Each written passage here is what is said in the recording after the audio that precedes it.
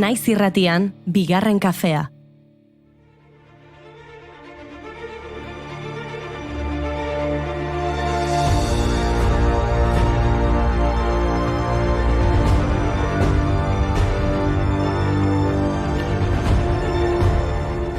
Denak ezin zuen ondo atera, gaur osteguna da, ostegun berezia eta hau bigarren kafea da. Entzun. Ai, ama. Bueno, nire ustez, garbi gelditu da, denok beti bezala egin nahi duzuela. Orduan, Txupina zoa nahi dugu. guakinekin batera, Bai, Beti bezala, betiko aldarrikapenak aldarrekapenak, egingo ditugu. betikoak. betikoak. Gora! Gora inantegiak! Gora! Gora osteun dizez! Gora! Ai.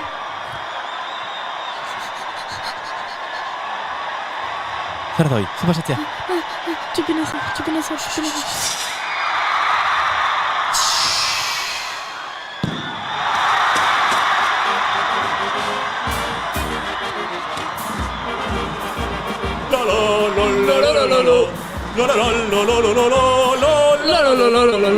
Ba, izuen zuleok, gau da bigarren kafea eta gora Tolosako inauteriak! Gora! Aizu, aurten ez, Ai, ama... Zer? Ze, pasatzea. Aurten ez daude inoteriak. Nola ez? Ez daude? Boa, tio, ze pena, ju. Ba, ez, aurten ez dago inauteririk. Txirri-mirri eta txiri-minoteko Ai, berkatu. mirrik esatezun bezala. Triste nago!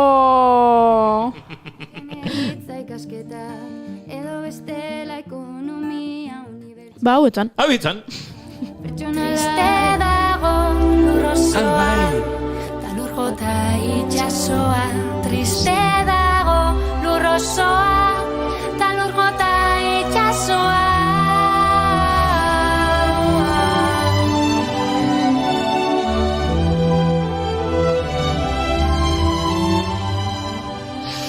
Ba bai, triste dago lurrosoa, edo behintzat gu triste gaude. Ostegun gizena omen da gaur, baina ezin nahi bezala ospatu eta Tolosa inauteriaren erdigune bihurtzen den honetan, behintzat guk ala uste dugu. Ba, lurrosoa dago triste.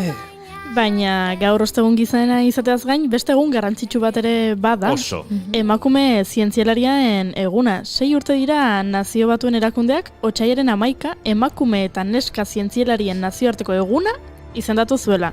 Emakumek zientzian duten eta izan behar duten espazioa aldarrikatzeko. Eta gainera urtero gai jakin bat izaten dute ardatz, eta 6. aldi honetan emakume zientzialariak COVID-19aren kontrako borrokaren buru da. Nazio Batuen erakundearen arabera, zientzialarien 20% ere ez dira emakumezkoak gaur egun eta hori hezkuntzatik abiatzen da. Natur zientzien matematikaren eta estatistikaren arloetan ikasten dutenak 5% dira, eta fabrikazio eta eraikuntza arloetakoak 8%. Ingenieritza ikasketak edo bestela ekonomia unibertsitate hain da. Pertsonala eta handia turismo edo bestela. Kazetaritza aritza zu aurpegi eder horrekin lan arraza argituko duzu. Begi umelen. Eta 1970ko otsaiak 11 egun oso garrantzitsua izan zen Euskal irratigintzarentzat. Hala da, zalantzarik gabe askorentzat Euskal irratigintzaren eskola izan zen Loiolako herri irratia, lehen aldiz aireratu baitzen beste hainbat herri irratiren aitzindari izan zena. Irrati komunitarioa zela esaten da, herritarren parte hartzea zegoelako bertan eta finantziazioa ere herritarrengandik jasotzen zutelako. 5.000 bazkide lortu zituzten eta hilean 25 pezeta jartzen zituzten. Irratia elebiduna zen, baina irrati euskalduntzat hartu zen eta euskal kultura eta euskararen alde ekintza asko antolatu zituen. Besteak beste, 1962 eta 1962 urteen artean Loiolako herri irratia saria antolatu zuen, bertsolari txapelketa.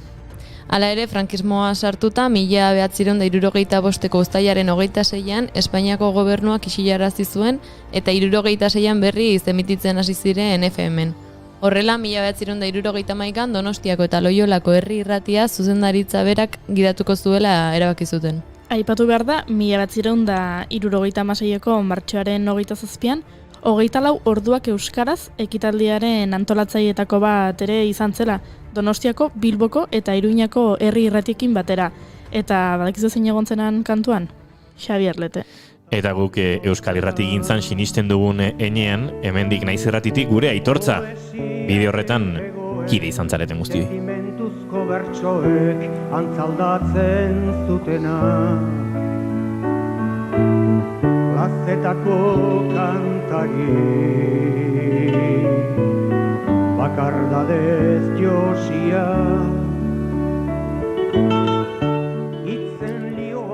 Eta efemeride asko dazkagu gaurko egunez Whitney Houston hiltzen. Abeslari, aktore, ekoizle eta modelo estatu batuarra zen Houston, The Voice ez izen ez ezaguna, eta historiako emakumezko artistarik sarituena da.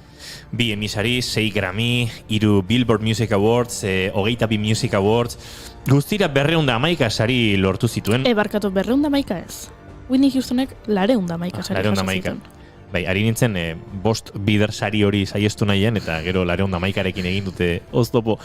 Munduan disko gehien saldu dituen musika artistetako bat ere bada, 170 milioi diskotik gora saldu baititu. Eta 2019an, Kaigo ekoizleen Norvegiarrak Whitney Houstonen 1980ko grabazio bat hartu zuen eta Higher Love abestia egin zuen. Horrela, Houstonen amak esan zuen bezala, Whitney joan zen, baina bere musikak bizirik darrai.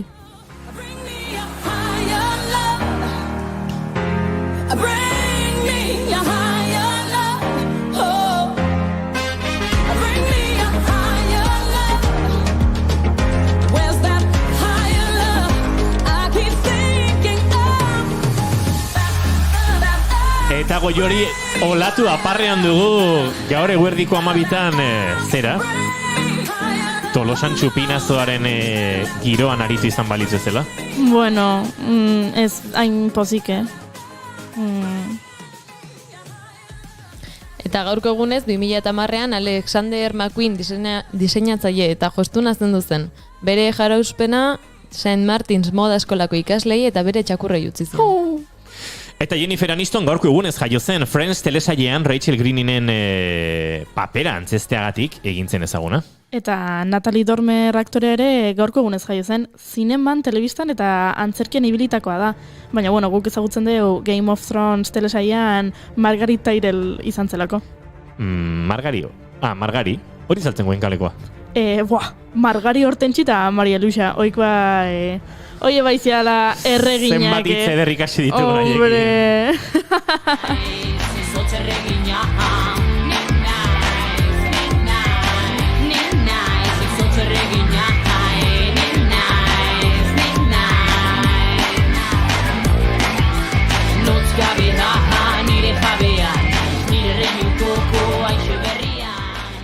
Eta gaurko egunez jaio zen Kelly Rowland, abeslaria, konpositorea, ekoizlea, dantzaria eta aktore estatu batuarra. 80ko hamarkadan ezaguna egin zen Destiny's Child taldearekin, Michelle Williams eta Beyoncé Knowlesekin. Beyoncé, Iñigo, Beyoncé esan du. Bai, ondo. Segi. Baina, egun asko pasadira azkenekoz Beyoncé entzun genunetik. Entzun dezakegu berriro. Ustedes, mesedez utzi. Vale, venga, jarri. Venga. My life, I'm so much better. You thought that I'd be weak without you, but I'm stronger. You thought that I'd be broke without you, but I'm richer. You thought that I'd be sad without you, I love harder. Thought I wouldn't grow without you, now I'm wiser.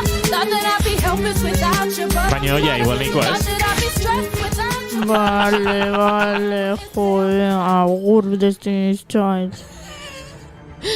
Gaurko egunez, 1980an Nelson Mandela lurmutu ririko Victor Bernstein espetxetik irten zen, 27 urteko atxiloketa ostean. 2018an 100 urte bete ziren Mandela jaio zenetik eta kontzertu bat egin zuten Johannesburgon, bere omenez, eta bakizu zeinek antolatu zuen eta zeinek abestu zuen kontzertu hortan? A ber, esan. Beyoncék. Venga, nahikoa, June, jarraitu mesedez. Bueno, otsailaren 11ko gertakari hura mundu osoko telebistakatek zuzenean eman zuten. Eta egun horrekin bateginez, 2009an Goodbye Bafana pelikula estrenatu zuten Berlingo zinemaldian. Bill August zinemagile suediarrak egin zuen Nelson Mandelaren espetxe zaindaria izan zenaren bizitza kontatzen da bertan. Baina prestatu dugu erreportajetxo bat eta kontatuko dizuegu Mandelari buruzko gauzak geroago.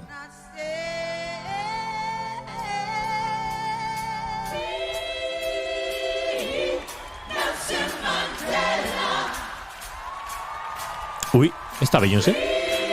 Ba ez. ¡Qué sorpresa!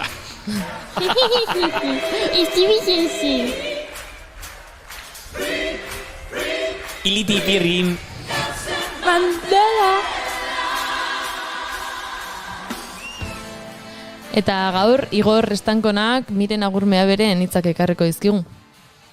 Eta Oianak astebururako planen zerrena prestatu digula uste dut. Seguro baietz eta Olatz Beobide eta Belen Cruz gonbidatu ditugu ostegun gizen arraro honetan gurekin kafe hartzera, kafe hutsa hartzera, hain zuzen ere. Noski baietz. Ba, orduan, seriotasun pixka bat. Kenduko ditugu txirabak saioa azteko? Ez, gero xago, orain Nikola Inotiri giro pixka bat daukagula. Bale. Ba, otsaiak 11 ditu gaur, eta ostegun gizena da! Ongi etorri bigarren kafera!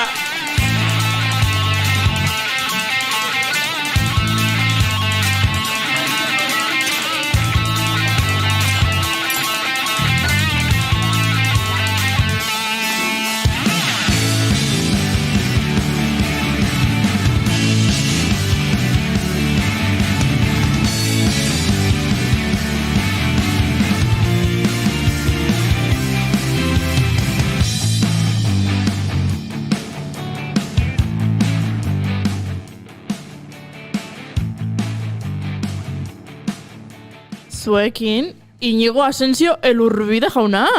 Hola, inauterion denoi, ez daudela inauteriak.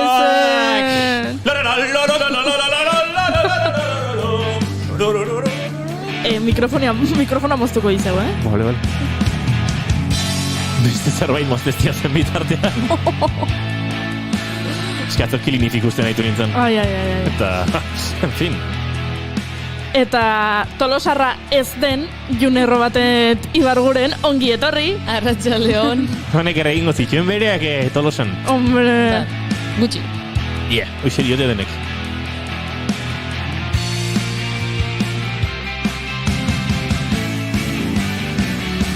Eta izketan ari zaizuen hau? Eta izketan ari zaizuen honek arazoak ditu ordenagailuarekin, baino goiuri zeiza arandia naiz! Gora Tolosako jauteriak!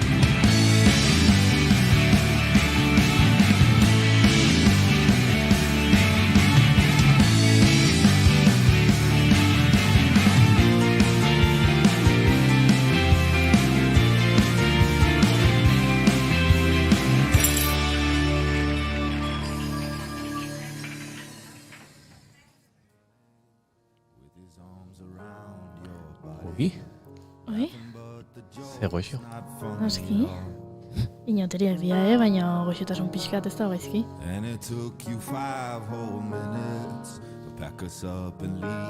Badakizue gure maite duten tarterako goxotasuna beti ongitorri izaten dela. Pentsatu izuzue zuen maite dutak? Bai, nik bizi egin dut nire maite dut dago. Bizi egin duzu? Bai. Aber, txen. Kontatu. Bai, ez dute, ezin izan ditut, inauteriak behar bezala ospatu, baina, tira, topatxo bat egin dut. Bai. Eta maite dut... Bale, txen, galdera. Bai. Eta, esan dezu topatxo egin dezula. Bai. Eta, begitara begitatu duzu topa egiterakoan? Bai, lasai. Bale. Bazpada. Importante da. Nolak eskatzen zaitun, Zuregatik? nire asebetetze sexualak, ez? Bueno, hemen... Hau, dena azaldu egin behar da. Goiuri ez eizarandiari ikaragarrik eskatzen dio, topa egiterakoan elkarri begitarez begiratzeak dio, hori ginezean, 7 urtetako sexu txarra lortzen duela, edo dakarrela hori ez egiteak. Egiten ez duen horri. Oida. Ez nahi. Zuek ez bazu egiten. Zuek gatuko zearte sexuanik gabe 7 urtez. Eta hortik abiatzen dugu, askotan eztabaida bat. Zer da hobea, sexu eza edo sexu txarra? Ez da eztabaida, sexu txarra okerragoa da. Ez da eztabaida. Bale, guain, nola, badakigun ondo egin duzula topa, Bai, maite dut Jarraitu. topa egiterakoan kopa konkretu batzuekin gertatzen den zerbait. Eta da, kopak talka egiterakoan suabe egiten bada, ondo egiten bada, eta betegi ez badaude, hor sortzen da harmoniko festa bat. Harmonikoak dira, kopak klink egiterakoan gero airean geratzen diren. Zer gertatzen hori uinak dira. Orduan, kopa ondo helduta betik balin baduzu, hola aristokrata pixkat modura, harmonikoiek oso biziri jarraitzen dute, baina kopa ora hurbiltzen duzu nenean, koparen zirkunferentziak emititzen dituen uinoiek zure ahoarekin Wow. eta zure ahoaren espazio akustikoarekin aldatu egiten dira. Eta orduan, senti dezakezu nola egiten duen kling ahora hurbiltzen duzun bitartean. Eta flipatzen dit efektu horrek, efektu sonoro horrek, harmonikoen eraldaketa hori sortzea, kopa ahora hurbiltzen duzun nenean, eta gero Espainekin elkartzen duzunean beira, momentu hortan beira horren vibrazioa eten egiten duzu, muteatu egiten duzu, sordina lan egiten duzu, eta hor harmonikoak galdu egiten dira, eta isildu egiten da, eta orduan edan egiten duzu. Bueno, Maite, zein da... Maite, Maite bai. bueno, Maite, zein da zure june duta? Bueno, nik inauterien arlotik handakat neria, baina ni horretan joan herrira. Hombre. Eta han iten deu axeri dantza deitzen den dantza, gaueko 8 elkartzen ga plazan eta bete egiten da. Eta maite dut eta aurten falta motako. Hau egunetan iten da? Justo ostegun gizten Ostegun gauean, gizena. inauteri hasiera emateko eta normalean dantza taldekoek egiten deu eta hor aldatzen gea, generoz eta beste pertsonai batzutan sartuta ibiltzen gea herritikan zirila sartzen. Ze ona. Ze ona, bai. Nire maite duta, inauteri girotik noski, zuena bezalaxe. Nik maite dut, eta aurten ezinezkoa da, baina maite dut, Tolosako inauterietan, igandean, goizean goiz lagunekin geratzea, eta egunari zukua ateratzea, eta eguna aprobetxatzea, goizen goiz hasi gehalako ja, kalean egote gehalako ja, goiz-goizetik. Eta aserretzen hau, bagian lagun batzuk edo ezagun batzukin geratu nahi dezula, eta eta zerutan jetxiko zeate, plaza edo herria edo, noiz jetxiko zeate, ez nigo,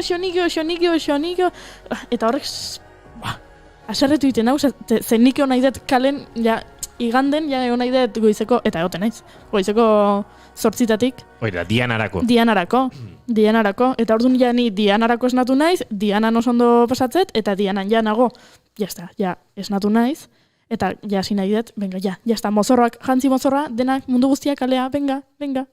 Zien Eta- pazientea zen. Bai, eta, Diana ez baina, igual inauteri musika pixkaten zuen genezaken horrela. bai. Bale, zuko nahi balin baduzu. Nola esaten da, zure desioak, Esko zitsusia esaldi hori, zure aginduak desirak dira. oida, zure desioak aginduak dira.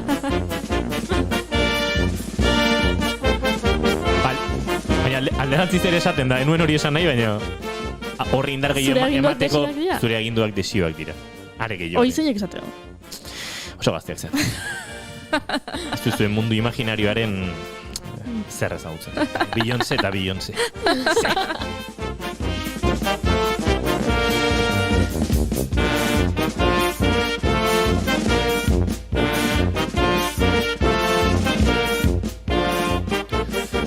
Hortik, konturatu nahiz, Beyoncé edo Beyoncé. Zer? Beyoncé Bai? edo Beyoncé.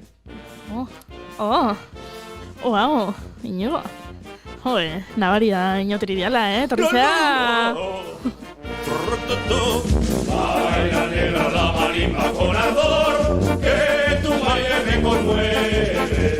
Muévete, negrita, mueve, que no hay en el mundo cosita mejor. Iritsi da momentua. Iritsi da zozketaren momentua. Aritu gara azkeneko egunetan zuen abenturatxoak eskatzen, zuen anekdotak, zuen bizipenak, inauteritakoak noski, iritsi zeizkigu eta gaur ostegun gizen izanik, gaur bukatu behar dugu zozketa honekin. Baina nik egun hauetan guztietan kontatu ez dizuetan anekdota bat kontatu nahi dizuet. Bai. Epe. Anekdota baino da inauteri konkretu bat bizitzeko modua. Nehen lagunon bat eta saio honetan inplikatuta ere badagoen Ander Zubillaga gitar jolea arke sortu zuen gure tarte akustikoetan entzuten dugun transizio hori. Erabaki zuen, bere emazte itxasorekin inauteritako larunba batean ezkontzea. Haien bizitzan egun konkretuark, hilabete eta zenbakiark bazuen garrantzia bat. Eta denok, arasiran hartu ginen, Ander, asko maite zaitugu eta noskian izango gara, baina hau ez da egiten. Hau ez da egiten. Jo, ez da egizu zein inauteri puxka. Zein inauteri zoragarria. Larun bat goizetik, ezkontza, txalde guztia, dantzan, festan, ez da gabal luzatu, urrengo goizean dianara. Bueno, egia esan Tolosan, larun bata, ez da hain jai eguna. Ez, bat ere, baina indarren kudeaketan, larun bata bai izaten da, pixkat, norbera etxean gordetzeko egun bat, eta normalean inguruko jendea edo beste herritako jendea bai etortzen da larun batean parranda egitera, baina Tolosarrak normalean ezain beste. Igandean, goizeko 8 Diana eta zuku ateratzeko intentzioa dugulako. Baizu, ez da izuzen marabila. Larun batetik hasita ezkontza zoragarri bat izan zen, super ondo pasa genuen, musika, dantza zuzeneko musika, dena, izan zen inauteria atariko babezela, ostegun gizenean egurra, ostiralean atxeden, larun batean ezkontza, igandean, astelenean, asteartean, eta indartxu iritsi ginen astearte gauera. Hori sentsazioa da, astearte gauean indarra daukazula jakitea.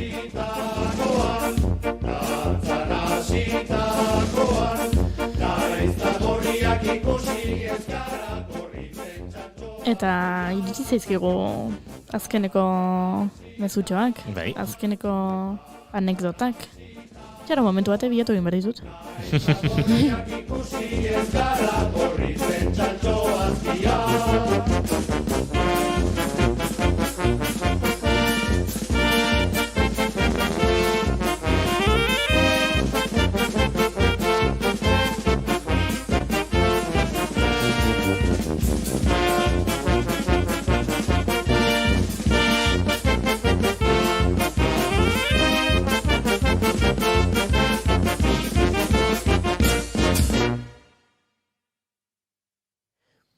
Beno, ari ginen hemen irabazlea hau ote da, beste ote da, badaukagu irabazlea. Bai.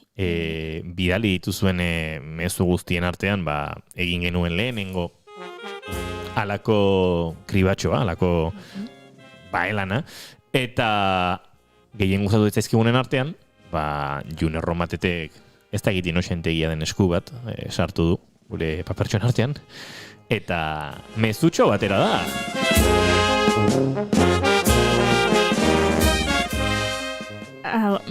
Aukeratu du, justu guaindala egun batzuk irakurri genuen mezu bat. Berriro irakurriko dugu? Bai, o laburtu edo, bai. Bale, hola, labur.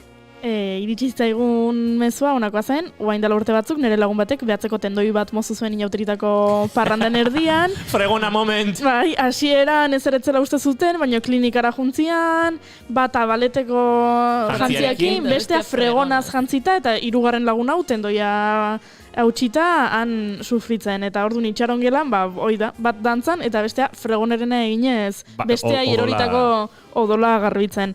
Eta beak ere komentatzen du, laguna Donostira ambulantzian eraman zutenean, hor pasazitzaigun festarako gogoa. Beraz, maneistorre aldai, zorionak. Zorionak eta saria helaraziko diau. Oso inauterik girokoa gainera, holako kajatxoa prestatu dugu. Inauteritako kajatxoa da. Bai, inauterik gabeko inauteri hau gozatzeko moduko kajatxoa izango da. Eta baldintza bakarra da jasotzerakoan estoritxo bat egitea horra den gozekin. Irakurrik ez zaiket iritsi den bat, ez da irabazlea, baina azkeneko momentuan iritsi den bat. Bai, last minute. Last minute. Pertsona honek bazun ingleseko first azterketa justo jarri omen zioten astelenean. Eta astelenean Tolosarrok noski mozorrotu itegea. Eta orduan han azaldu zen first azterketa egitera Cambridgeko irakasle batzuen aurrean txerriz mozorrotuta. Eta hain barri izan zuen bere speakina ondon beste ez ezagun batzula, eta serio, eta ingleseko azterketa, eta yes, eta gora eta bera, txerriz jantzita. hori ere asko gustatu zaigu, baino gure zozketan ez da zure izena atea, barkatu Inigo.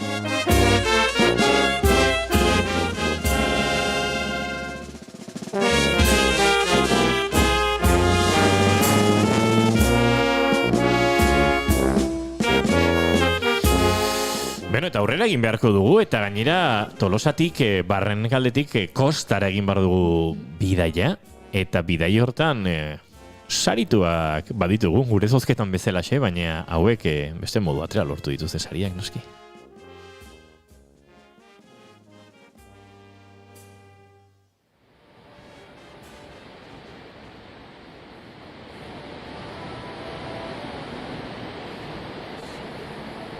Itxasoari gara entzuten, eta estemin bitartez jarraitzen gaituzuenok ikusezakezue, bueno, Zumaiako flixaren inguruko irudiak ikusitzakezue, eta baita mai batera, pintxatzera, hurbiltzen den DJ bat.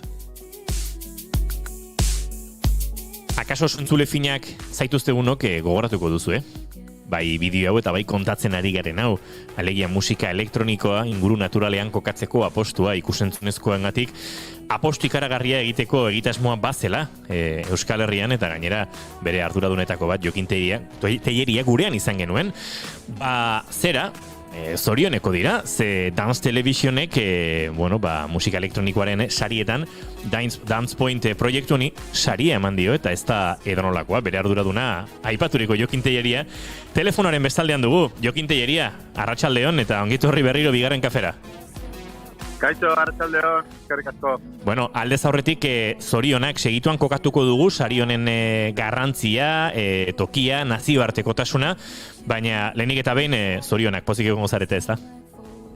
Oso pozik, bai, azkenean 2020 urtean komentatu nizuen, oen dela 3 aste egin genuen elkarrizketan, oso urte zaila izan zen, eta rekonozimendu bezala mundu mailan gainera guretzako kriston berri ona izan da, ez? Osea, que oso pozik gaude, bai.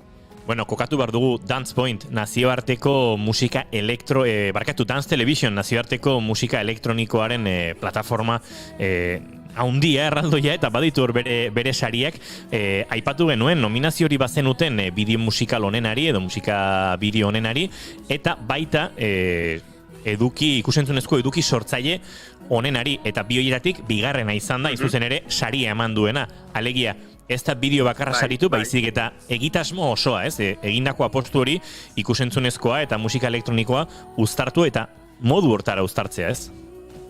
Bai, azken finean, komentatu nizuen izendapena izan zen bideo honena Zumaiako flixean bihotzarekin egin genuen bideoa, baina baita ere 2020 urtean egin genitun Dance Point guztiak, hau da.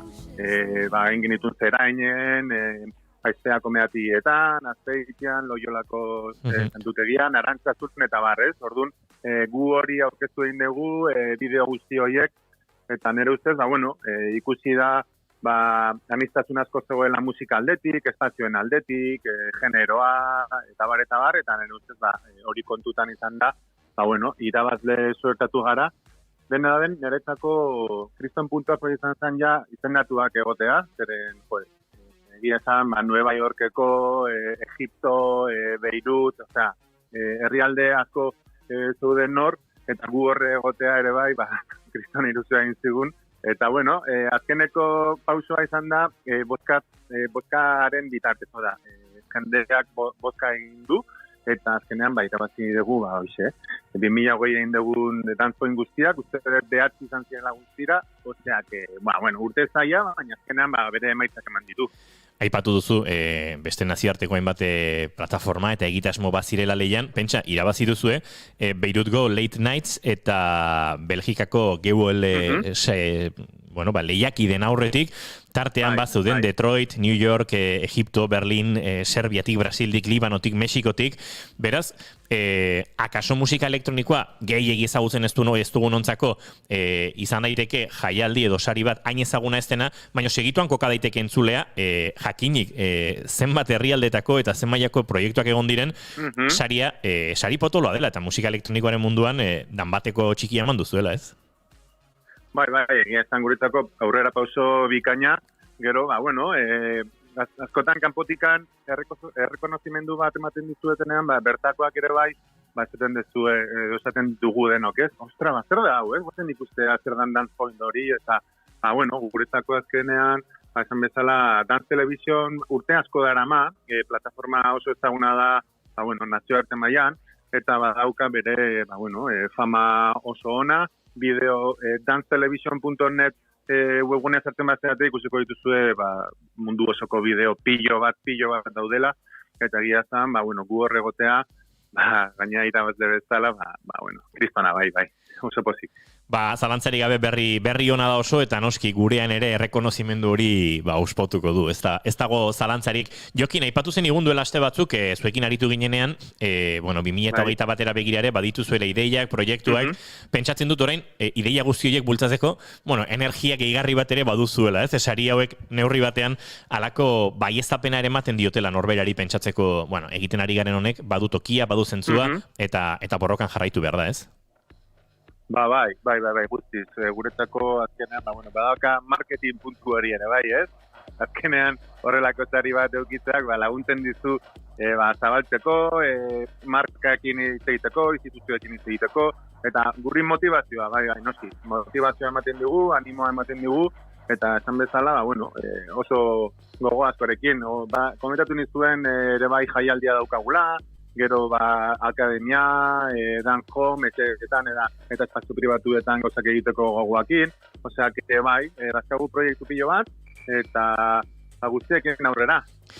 Jokin Telleria, dantze pointeko edo dantze egitasmoko zuzendari edo arduradunetako azaren hortan, zorionak, eskerrik asko, eta ipatu dituzuen egitasmo horiek guztiak ere aztertzeko tarte hartuko dugu noski bigarren kafean, iristen direnean, izango zaitugu seguru bueltan, eta joan gora, guztiak aztertzen.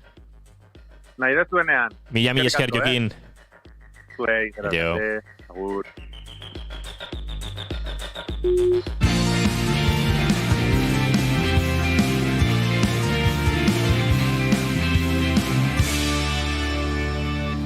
Emaiozu bigarren aukera bat egunari. Naiz irratian, bigarren kafea.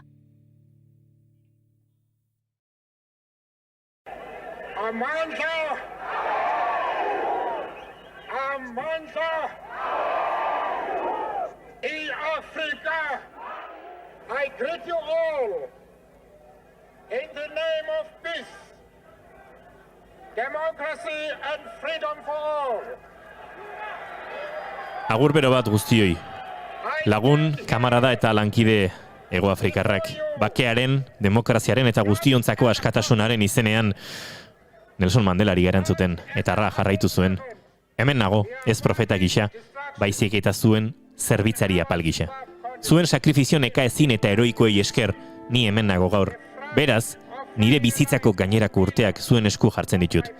Nire askapenaren egun honetan, nire eskerrik zintzuena eta beroena ematen diet, nire askapenerako atsedenik gabe borrokatu duten herrikidei eta munduko txoko guztiei.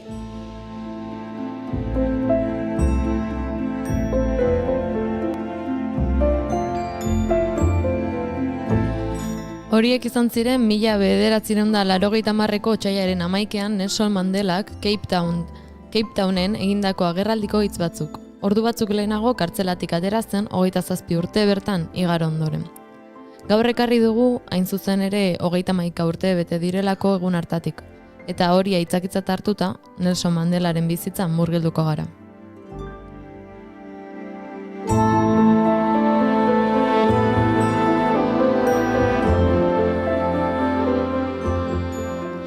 Nelson Mandela 1918ko uztailaren 18an jaio zen Hego Afrikako tribu batean. Eta 9 urte zituela bere aita hiltzen eta orduan amak haien herriko zuzendariarekin utzi zuen adingabekoa izateari utzi zion arte. Gaztaroan Johannesburgora joan zen eta bertan Afrikako Kongresu Nazionalean sartu zen, herrialdeko populazio beltzaren eskubideen aldeko alderdi politikoan.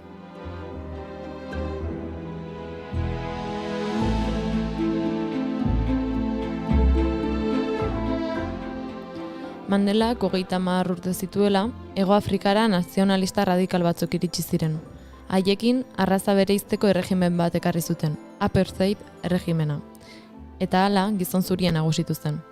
Mandelak erregimenari men egin ortez, indarkeriarik gabeko desobedientzia zibileko matxinada antolatu zuen.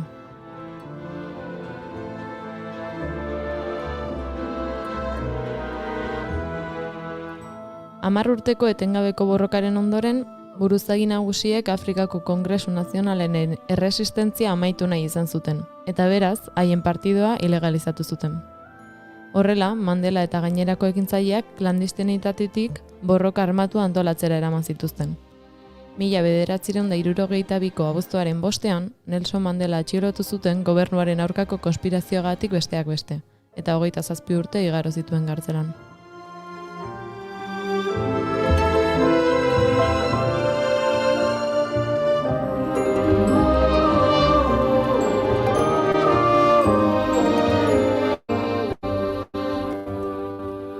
Kartzelan zegoela, mugimendu, manifestazio eta ekimen asko egin zituzten munduan zehar. Eta horietako bat izan zen, hain famatu egin zen Free Nelson Mandela, The Special Aka taldearen abestia. Beranduago artista askok versionatu zutena.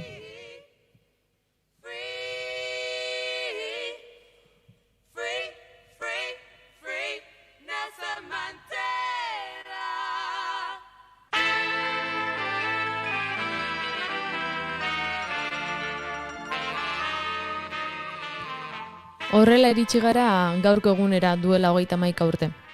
Hego Afrikako apartheid erregimenaren aurkako protesta kopurua asko hasi zen. Mandelaren izena estandarte gisa hartuta. Eta gobernua jasaten ari zen presioaren aurrean, Mandela askatzea erabaki zuten gobernuko kideek. 1980ko otsailaren 11ean askatu zuten. Eta horrela jaso zuten haren zai zeudenek.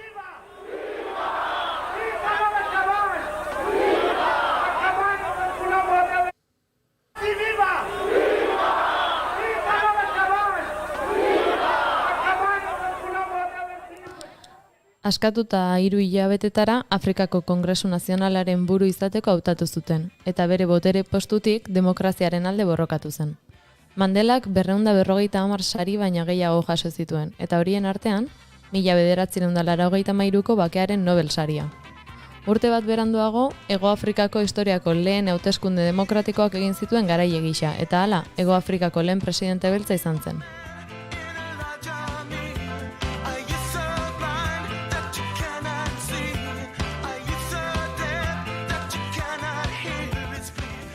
Presidentetza osteko azken urteak nazioarte mailan eta Nelson Mandela Fundazioaren bidez gizarte ekintzakin jarraitzeko erabili zuen. Eta azkenik 2013ko abenduaren 5ean, 85 urte zituela, arnas infekzio batek hil zuen.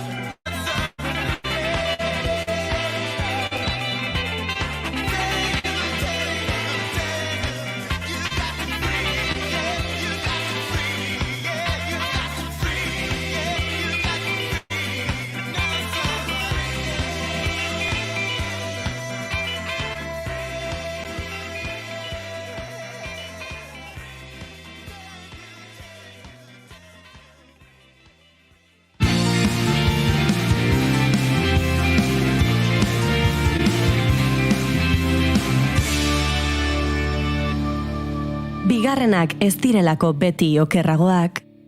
Bigarren kafea.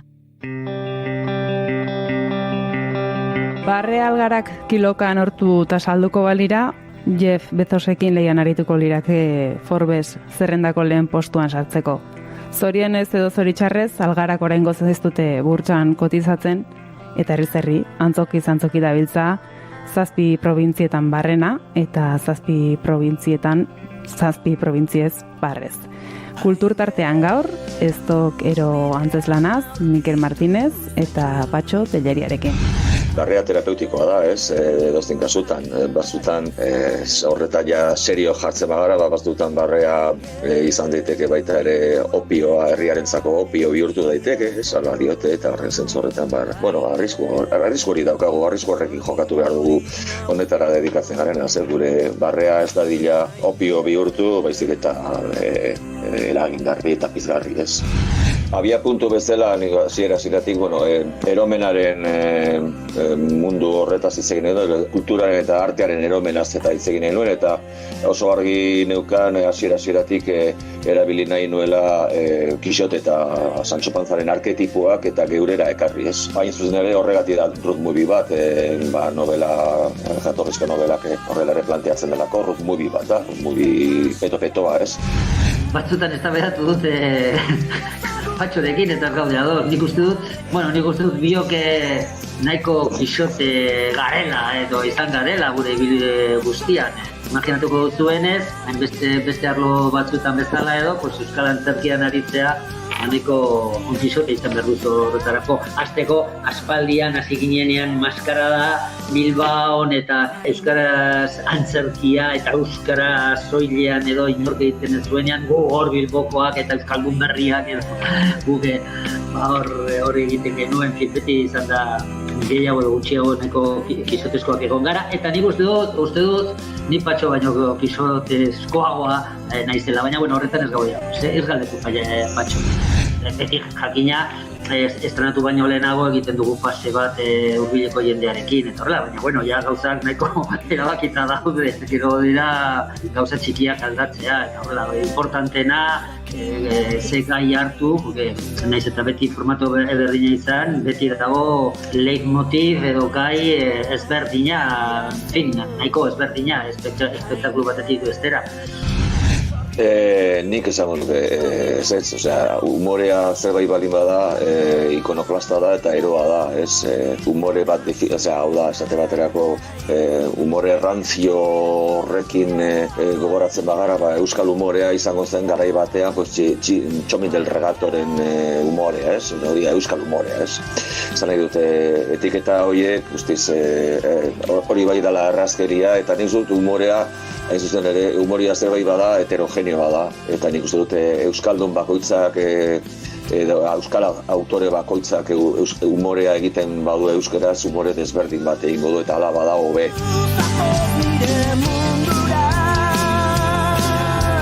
Astelenetik ostiralera, arratsaldeko 6-etatik 7-etara. Kultur tartea, Naiz irratian.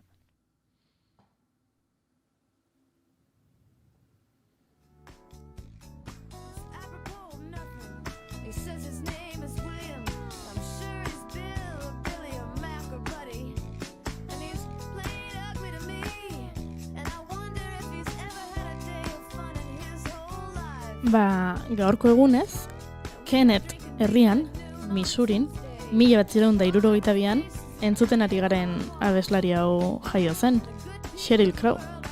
Eman volumena.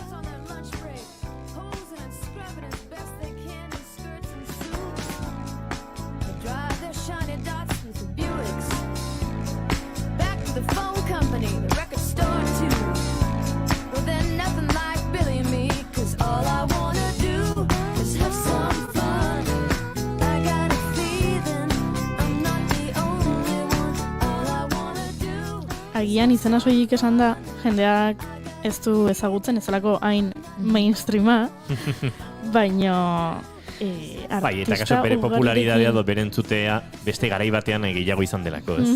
Bai, 83an atea zuen bere lehen diskoa, country giroan, eta gero pixkanaka, eta ia ohartu gabe rock izar bat bilakatu zen, countrya alde batera utzita. Izan ere, bere bigarren diskoa, berak ekoizi zuen eta erabaki zuen nahi zuena egingo zuela, eta naiz eta inguruko esaten zioten, barkatu, Misuriko herri txiki bateko neskatoa. Zuk country egin behar duzu, nola egingo duzu rocka, eta berak esan zuen bida ez, nik hemen badauzkat aurrezki batzuk, eta nik nire disko hau autoekoitziko dut, eta nahi dudana egingo dut, eta horrela jontzen pixkanaka rockaren munduan murgiltzen. Eta murgildu zen, izan ere, ez dakit, Rolling Stones, Rod Stewart, ez dakit, milaka eta milaka abeslari eta talderekin elkarlanean aritu da bigarren disko hartatik. Eta ez bakarrik kantuan, konposatu du, jende askorentzako, film askorentzako film laborak egin ditu, soinu bandak egin ditu, baina oso gutxik ezagutzen dute Sheryl Crowen bizitza oso izan dela gogorra. Michael Jacksonekin egindako korista eta partan depresio gogorrean murgildu zen, gerora istilu guztiak agerian geratu zirenean berak ere onartu zuen, gauza raraok ikusten zituela. Baina garai hartan depresioan sartu zen, 6 hilabete egon zen musikarik egin gabe, oholtza gainetan, baina konposatu zuen asko Celine Dionentzat, Eric Claptonentzat, kantun mordoa sortu ditu, eta bai, nik uste musikaren munduan eta rockaren munduan oso tipa errespetatu eta miretsia dela, naiz eta kasu ez izan hain ezaguna, baina bai. Hoi da, eta azkeneko urteetan ere aritu da musikaren munduan lanean, eta 2019an Fritz izeneko disko bat eta zen, eta, bueno, hor dauzka kolaborazio pila bat, ez egit Willie Nelsonekin, edo orain dela lehengurtan, dela 2 urte jazaldian ikusi genuen Gary Clark Juniorrekin, eta ez dakit Jason Isbell, Mavis Staples, jende askorekin aritu da lanean, eta 2019ko disko hori dugu berriena, eta gaur bere urte betetze eguna da. Zorionak eta entzun egingo dugu segituan, Igor Estankona etorriko da ona, eta bagoaz aurrera.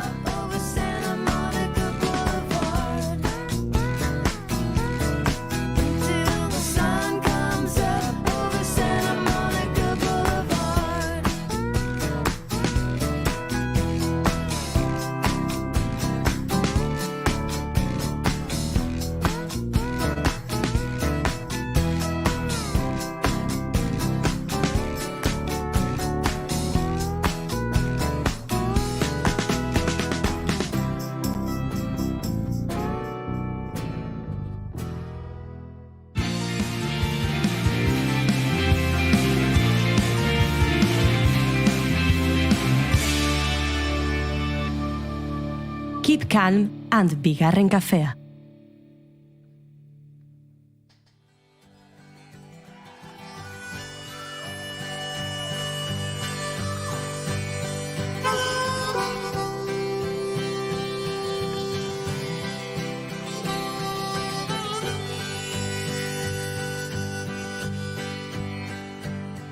Don't call pretty Peggy, she can't hear you no more. Don't leave no message. Aurreratu dizugu gaur Igor Estankona gurean izango genuela, eta aurreratu eta bete gurean da eta dagoeneko, eta poesiari heldu behar diogu noski.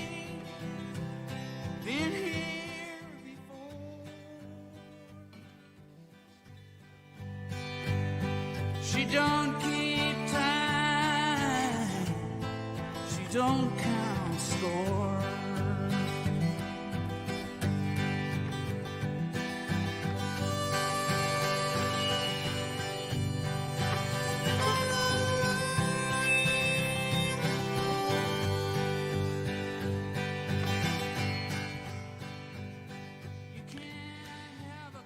Mirenagur meabek ez dakik gezurra esaten. Igartzen zaio ez dakiela zer egin errautsekin, nola gorde errautsa kolkoan Susa 2020 poemario honekin. Ez daki non gorde hainbeste lehenaldi, hainbeste etorkizun. Mirenagur meabek ez daki disimulatzen eta denak emanda idatzitako poesia hori da hain zuzen atsegin duguna. Batzuetan pausatua, beste batzuetan arean irreflexiboa. Bere bizitzari begiratu dio liburu honetan eta begirada hori begitan du zaigu, etorkizunez betea.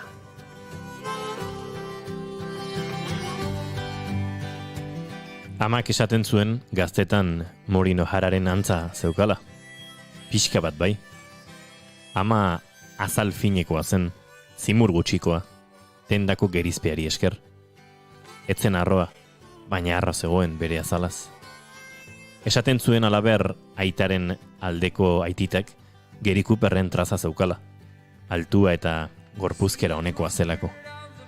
Beste aititari itsasondora bidaia telesaileko doktorearen traza hartzen nionik, aitita biek izan nituen galantak.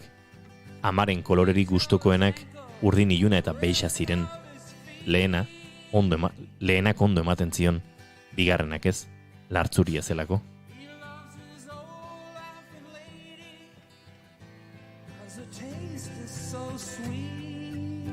Amak morfina artean xuxurratu zizkidan azken berbetan nire bizitzaren justifikazioa zegoen. Amari beldurra ematen zion heriotzan harrapatuta geratzeak, ez zerurako, ez infernurako, egin beharrekoa egin ez izanagatik. Hor nonbait badago, amak atsekabeak hartuko zituen nire kausaz azken urteotan. Hobe dut jendeak esaten didanarekin geratu. Atergabe adierazi ahal izango nuke ama. Blacks out tonight.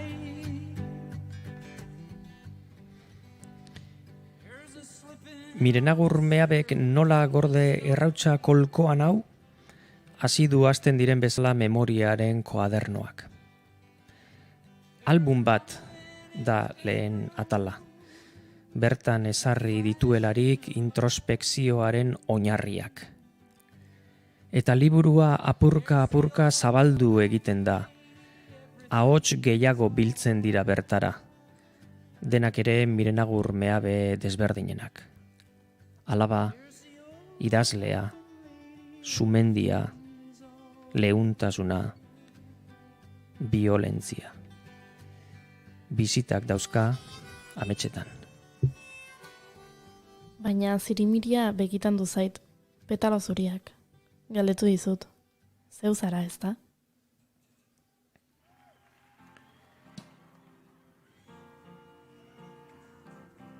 Ahots ugari liburuan, hiztegi aberats askotariko joria, eta berba horiek guztiak, ahots horiek guztiak dira bere, eta bere ahotsa da berba guztien nahastea. Nola gorde errautsa kolkoan antologia baten gisakoa da, emakume batek orain arte idatzi duen guztiaren laburpena. Liburu zutegi honetan urtzen dira diskurtso feminista eta etxipengarria. Ahots uniformerik ez dauka, eta horregaitik da hain interesgarria. Horregaitik hartzen zaitu hain estu.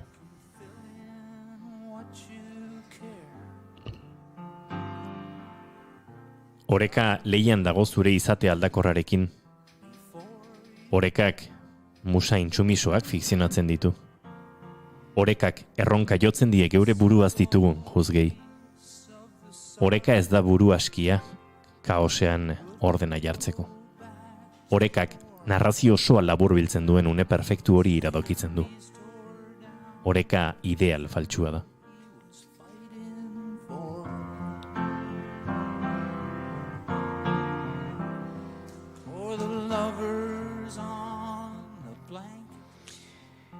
Liburuaren antolamendua eta eitea, poema bakoitzaren teknika, orain narratiboa, orain lirikoa, zein orrialderik orrialde nola gorde errautsa kolkoan honi igartzen zaion tentsio puntua, denak dira mugen bilatze bat. Noiz utzi genion amesteari, non dira gure ilusio existentzialak, Mirenagur Meabek pentsamendu asko, estilo ugari, poeta bat baino gehiago metabolizatu ditu liburu kompleto honetan. Hemen daude bere deabru eta bere aingeru guztiak eta bere ibilbidearen zati handi bat. Ez diot nik ikusten kristalesko begi bat, 2013koa, eta ezurren erretura, 2019koa, bi liburu hoiekin lotura hain begibistakorik. Naiz eta idazleak berak triptiko baten zatilegez aurkeztu dituen bi horiek eta oraingo hau. Uste dut kontrara, poesia egiten duenean Mirenagur Meabek lebitatu egiten duela. Eta narratibarekin lortzen ez duen etorri bat lortzen duela. Hitz egiten ari balitzaigu bezala egiten baitu poesia. Badauka liburu honek horrenbestez freskotasun bat berezkoa. Ez datorkiona berdetasunetik, ez bada heldutasunetik. Txirikordatutako poemak dira orrialde hauetakoak. Lehenak badauka azkenaren antza, berdinak izan ezarren. Era horretan omegatik alfara doala dirudien bizitzaren errekan behera eroango zaitu Mirenagur Meabek, haurtzarotik azken zaurietaraino. Geruzak eta geruzak dauzkan poesia klase bat da hau, edertasunaren bitartez bilatzen duena mamira iristea. Enaiz zure alarguna, soilik lili arraro pozoiduna. Ezin zaitut zitroiurez garbitu ostiralero.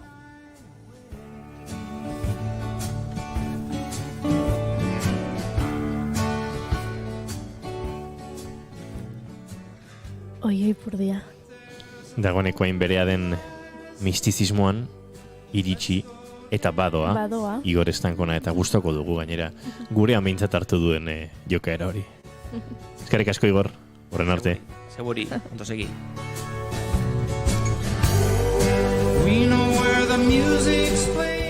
Baina zuek entzuleok hobetu zuen urrutira ez joan.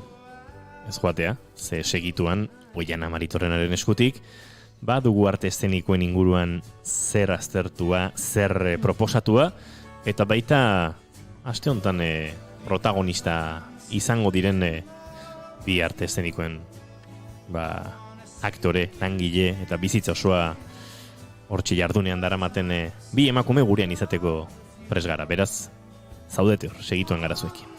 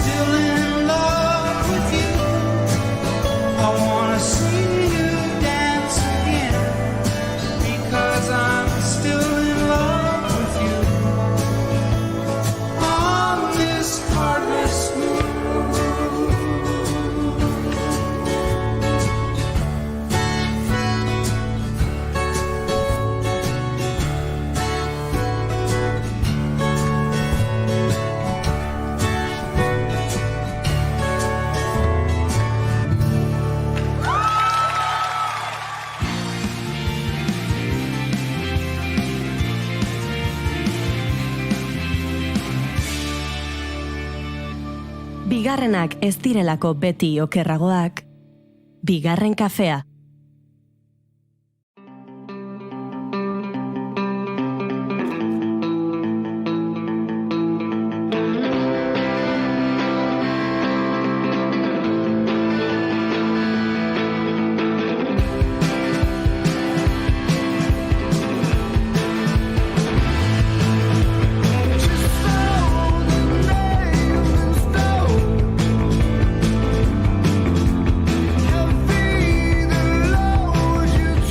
Eta ostegunero legez, Oiana Maritorenaren eskutik, bagoaz, asteburuko hitzordu zerrenda egitera, behintzat, hau, beti esaten dugu, baino, norberak alduen hitzorduen zerrendatxo hori, ez dira arte estenikoetarako lirikarako izaten da esaldi baino.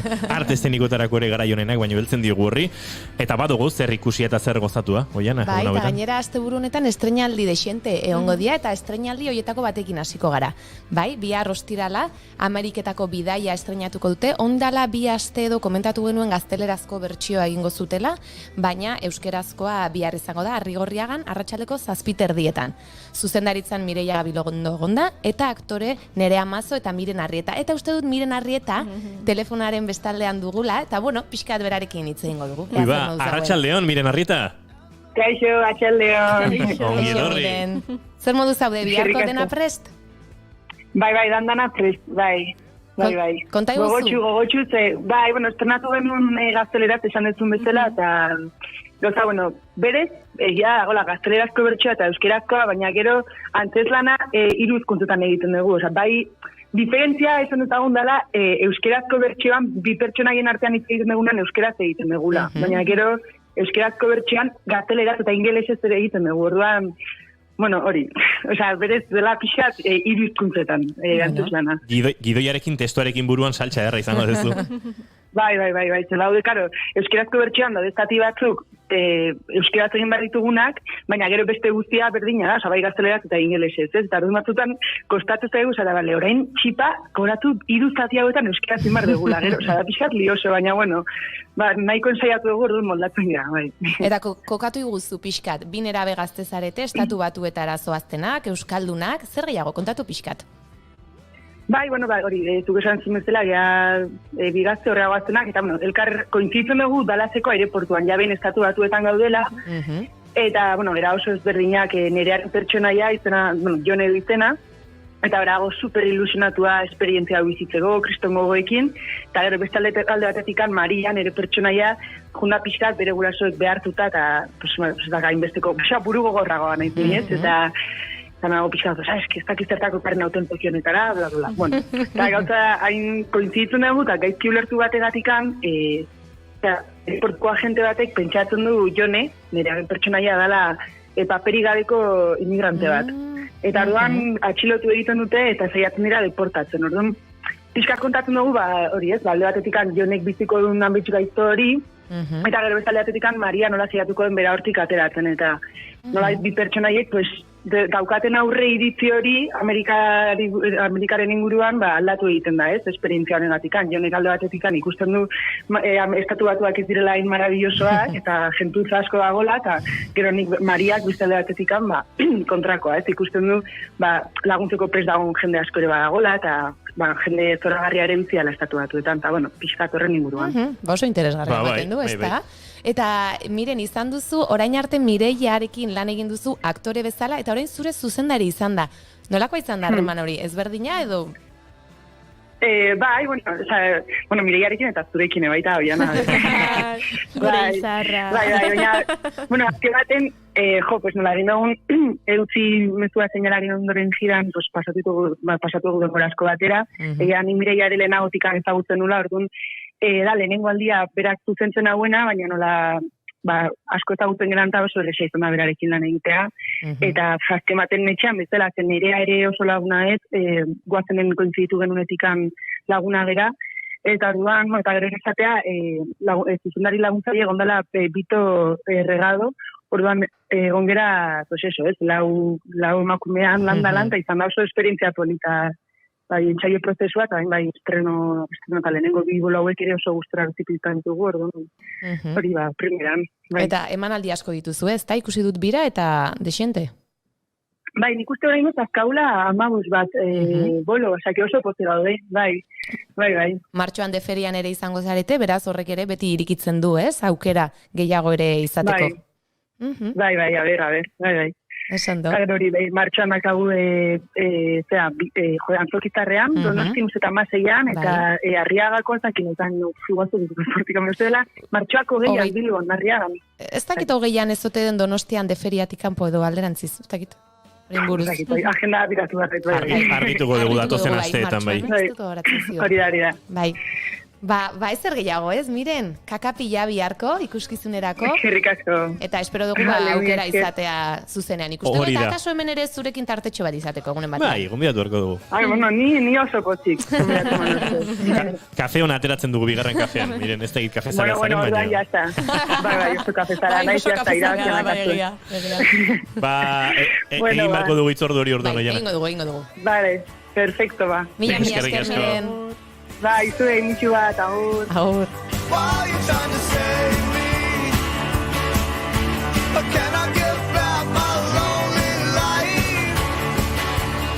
Beno, Ameriketako bidaian ez da amaituko, asteburuko bidai hori, ze badaukagu nora jo, ezin dugula jo, baina norberak badu bere herrian nora jo, hori da esan nahi nuena. Bai.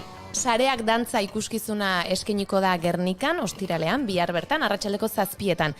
Pieza hau organik taldearena da, eta sortzailea taldearena, eta baita piezarena Natalia Monge da. Eta, denok badakigu saregileak zein ziren, emakumeak, itxaso asko lotu izan da ez gizonekin, baina, beti hor egon dira emakumeak lanian. Eta 2012 arte, hau kuriosoa iruditu zait, etzaia aitortu Euskal Herriko saregileei bere lana ogibide modura. Imaginatu, 21. mendean, oraindikan hola gabiltza. Eta ikuskizun honetan pixkat hartuko dutena da beraien lanbideak duen errepikakotasun hori, oso fisikoa dela, eta pixkat hori eramango dute gorputzera eta dantzara. Eta 5 izango dira bertan arituko diren dantzariak.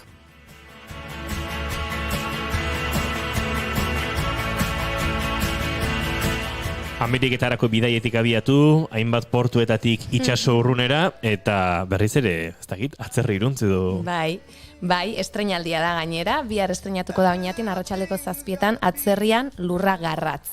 Lan hau aurreko astian estreinatu behartzen, baina azkenean bihar egingo da, Lusonin behartzuten aurrekoan, eta bertan Ander Lipus, Amankai Gaztainaga eta Laura Penagos izan dira testua idatzi dutenak, Amankai zuzendari, eta beste biak aktore lanetan daude. Eta protagonista kolonbiarra da, Aurora, eta Aurora bere instalazio artistikoari azken ukituak ematen ari denean, bere bizitza alda dezakeen edo beltirako aldatuko duen dei bat jasoko du. Eta hor planteatuko dira galdera ezberdinak. Eta asko, sustraiekin, sorterriarekin, atzerriarekin erlazioa izango dutenak. Adibidez, posible alda gurea ezten lur batean sustraitzea, edo posible alda familia eta berriaren zama gainean dugula hegaldi propioari ekitea, edo eta gau batean gure bizitzaren norabidea erabaki beharko bagenu zer egingote genuke? Hortxe galderak. Bum! Wow! Ez dira galdera errexak, Eta erantzuteko birara joan marko dugu, emanaldi asko itxita dituzte dagoeneko, beraz aste hauetan zehar joango gara esaten non egongo diren. Uste dut hemen, manduzen informazioaren inguruan nabarduraren bat egin nahi dut. Aktorea Laura, ez? Eta zer esan dut? Aurora. Ez, Aurora pertsonaiaren izena. Bai. Aurora pertsonaia. Izen erakargarriak, baina... Eta jendea pentsatuko nora idaizketan, orain ez dizuegu orainik guztia kontatuko, baina segiton orkestuko dizugu. Dizkizuegu gurekin izango ditugun protagonistak badugulako, Naparroaldean azken proposamen bat. Bai, ostiralerako azken proposamena, futbolistok bianan arratsaleko 7:00, honen inguruan aritu gara, beraz ez dugu sakonduko gehiago. Eta larun baterako, badauzkagu beste aipamen batzuk. Konpromisoa, getxon arratsaldeko 7:00, ez tokero ere, errenderin, hau eta zere aritu gara 7:00, erradikalak ginen ere usurbilen egongo da, hau da aste batzuk ere aipatu genituen, eta jakerrak ere astigarragan egongo dira, eta honi buruz gero lasaiago eta tartetxo luzeago batean hitz egingo dugu beraien, bere protagonistekin, bi protagonistekin. Gehiago baditu eta. Eta iganderako beste proposamenen bat, konpromiso hauek ere ikusten duzue alde batetik bestera dabiltza, Euskal Herrian zehar, arratsaldeko 7:00 arrasaten egongo dira, eta iganderako ikusi dudana da, aur jarduera mordoa dagoela. Orduan, haula batzuk aipatuko ditut, gainetikan, eta nahi duena hurbil daiteke bertara. Kontu kontari eskeniko dute Antxoainen, Tartalo Beasainen, Pepa eta Kurtxo Eskoriatzan, Mari eta Gaieta Fabrika Oñatin eta beste hainbat. Beraz, iganderako aur jarduerak egin nahi dituenak baditu aukera asko.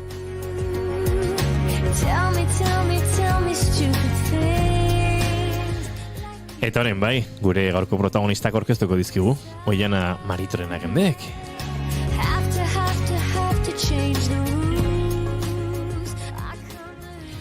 Olatz Beobide, hortxe entzun dugu izketan aurretik.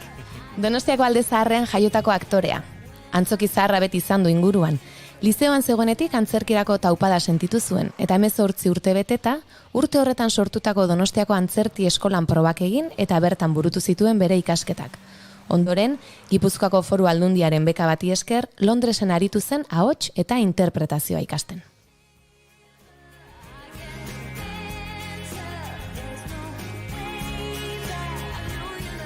Telebista, antzerki, zinema, aurkezle, denetarik egin du Olatze garai hartatik, eta denetan dihardu oraindik ere buru belarri, bai aktore gisa eta baita zuzendari lanetan ere.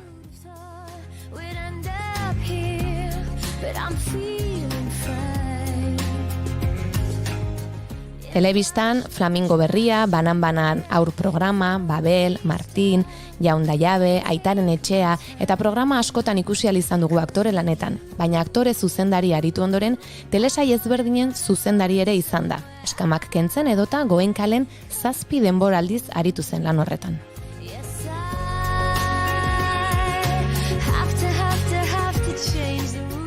Zineman luzemetrai naiz laburmetrai ezberdinetan aritu da.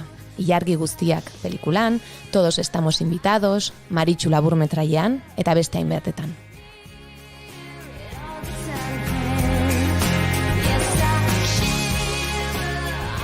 Antzerki gintzan izandako ibilbidea ere oso paroa izan da. Oleana, Nacidos culpables, Acuestas con Murphy, Eskutitzak, Kaukasiar kreazko borobila, Nomofobikak, Donde el hielo se rompe, Izotza apurtzen den ertza, La pecera, Manolito Gafotas, Zaldi urdina, Jakerrak, eta bar.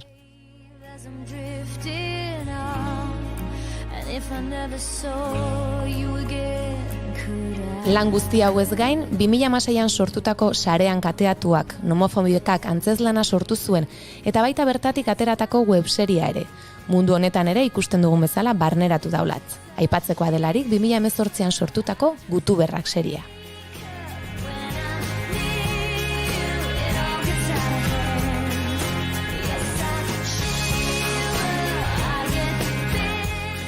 Belen Cruz, aktorea, Donostia. Artean adin nagusikoa etzela, antzerki amaterrean sartu zen Orain taldean. Orain zirkua izeneko ikuskizunean lagun batekin batera, suge enkantamendu numeroa sortu zuen. Bertan urte pare bat eman ondoren, artisautza saltzera igaro zen. Horretan zebilela, Victoria Eugenian Lola Herreraren 5 horas con Mario lana ikusi, eta bertan sentitutakoak antzerti eskolara aurkeztera eraman zuen. Eta baita bertan sartu eta 3 urte ematera ere.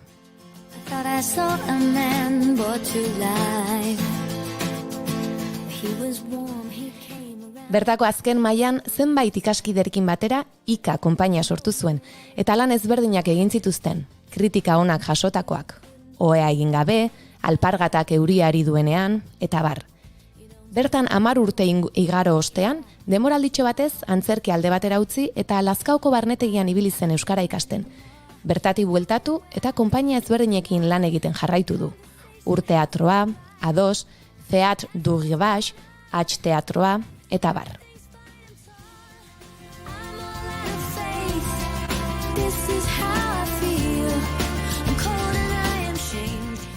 Telebista edo zineman ere ikusi ahal izan dugu.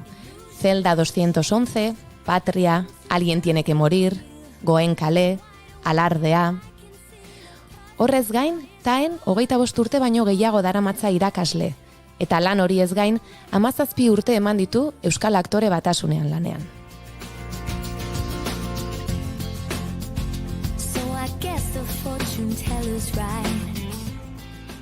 Azken urteetan, Nomofobikak lanarekin aritu da batetik bestera, eta baita Mila Espigarekin sortu eta antzezten duen Anarkia Relazional lanean ere. 2016an, Sarean kateatuak Nomofobikak lanaren poltsiko antzerki saria irabazi eta 120 emanaldi baino gehiago egin ondoren, 4 urte beranduago hackerrak sortu dute Olatz eta Belenek. Gai ezberdinen inguruan arituko dira Ana Perezek zuzendutako lan honetan. Robotika, adimen artifiziala, datuen lapurketa masiboa, kukiak, algoritmoak, eta ondoan Patxi Perez ere izango dute aktore lanetan. Ongi etorri bigarren kafeko kafe utxera, Olatz Beobide eta Belen Cruz.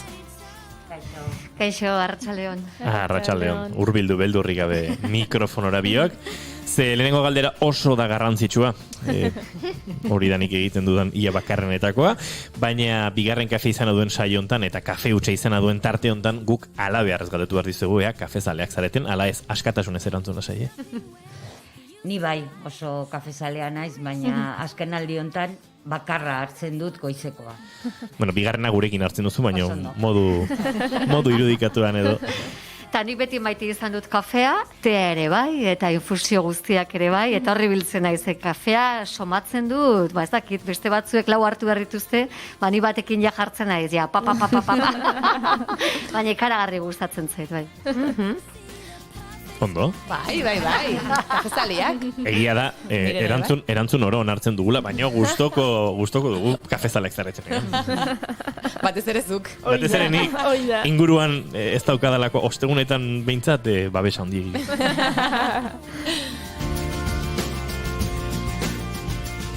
Aipatu dugu, larun batean Astigarragan, estreinatuko duzuela hackerrak. Konta iguzu pixka bat nola sortu den lan hau. Uste dut robotika aztertzeko adimen emozionaleko proba batzuetan sartuko diren 3 aktore zaretela, ezta? Edo pertsonaiak horiek dira. Konta iguzu pixka bat. Bai, 3 aktore gea. Ikuskizuna 3 aktorekin hasten da. Eta gu kontratatua izan gea, esperimentu bat egiteko publikoarekin. Eta hain zuzen publikoa dira robotak. Eta, beraiekin gaudela, batean, bazten gea, hori guztia aztertzen, ez? Lapurketa masiboa, datuena, robotika, lanik gabe geldituko gea robotak egiten badute gure lana, eta hori, baina beti humorez eta katxondeoz, bai. Aipatu duzu, galdera asko planteatzen dituzu, eta ez dakit galdera horiek zuek, Olatzek eta Belenek eta Anak eta Patxik, zuen buruei egiten zenizkietelako hortik abiatu zenuten akaso lan hori, galdera horiei erantzuna eman nahian? Bai, erantzuna da osnarketa egin nahian, ez mundu horretan. Bai, bere garaian homofobikakin eta mobiliarekin ginean bezala, ez da? Bapatean esate genuen, hemen irikitzen nahi den mundu digital haundi hau ere oso interesgarria da, eta urduri jartzen duen mundua da ere, ez? Robotak, igual hainbeste ez ditugu somatu azken hilabeteetan, baina bai sensazioa gure datuak leku guztitan daudela, plataforma guzti horiek, zenbat eramaten gaituzten, ez? Digitalizazio hori, jatera, ez dakit, pintxo balira bezala, ez? Egun guztia gaudeia, sartu irtenean mundu digitalean, zer esan ez, Zoomean, Gipsin, Skypeen, dana da, ez? Eta horren, justu erori ginean, konfinamentuan, jaginean prozesu honetan. Eta esate genuen, ai ama, guk ireki dugun lehioa, hemen dago buru belarri, ez?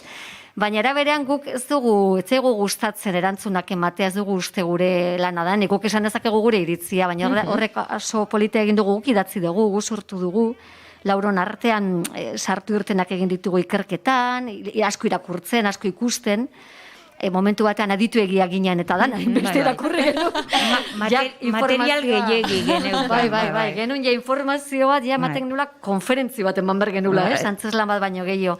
Eta zorionez, Ana dala, karagarrizko deskubrimentuan eretzat, Ana Perez, ez nula ezautzen horrela, zuzendari bezala nerekin. Eta oso ondo jakindu material guzti horrekin antzeslan polit bat egiten, eta gainera, aktore bezala eraman gaitu, antzeslan mota ezberdinak egiteko aukerara. Daukau sensazioa, temperatura ezberdinetatik pasatzea, ez? Gaude publikoarekin hizketan, gaude monologotan, gaude dantzatzen, gaude parrez, gaude bilaketan. Ez dakit, hor sortu dira teatralidade sutil batzuk, oso interesantea guretzat, ez?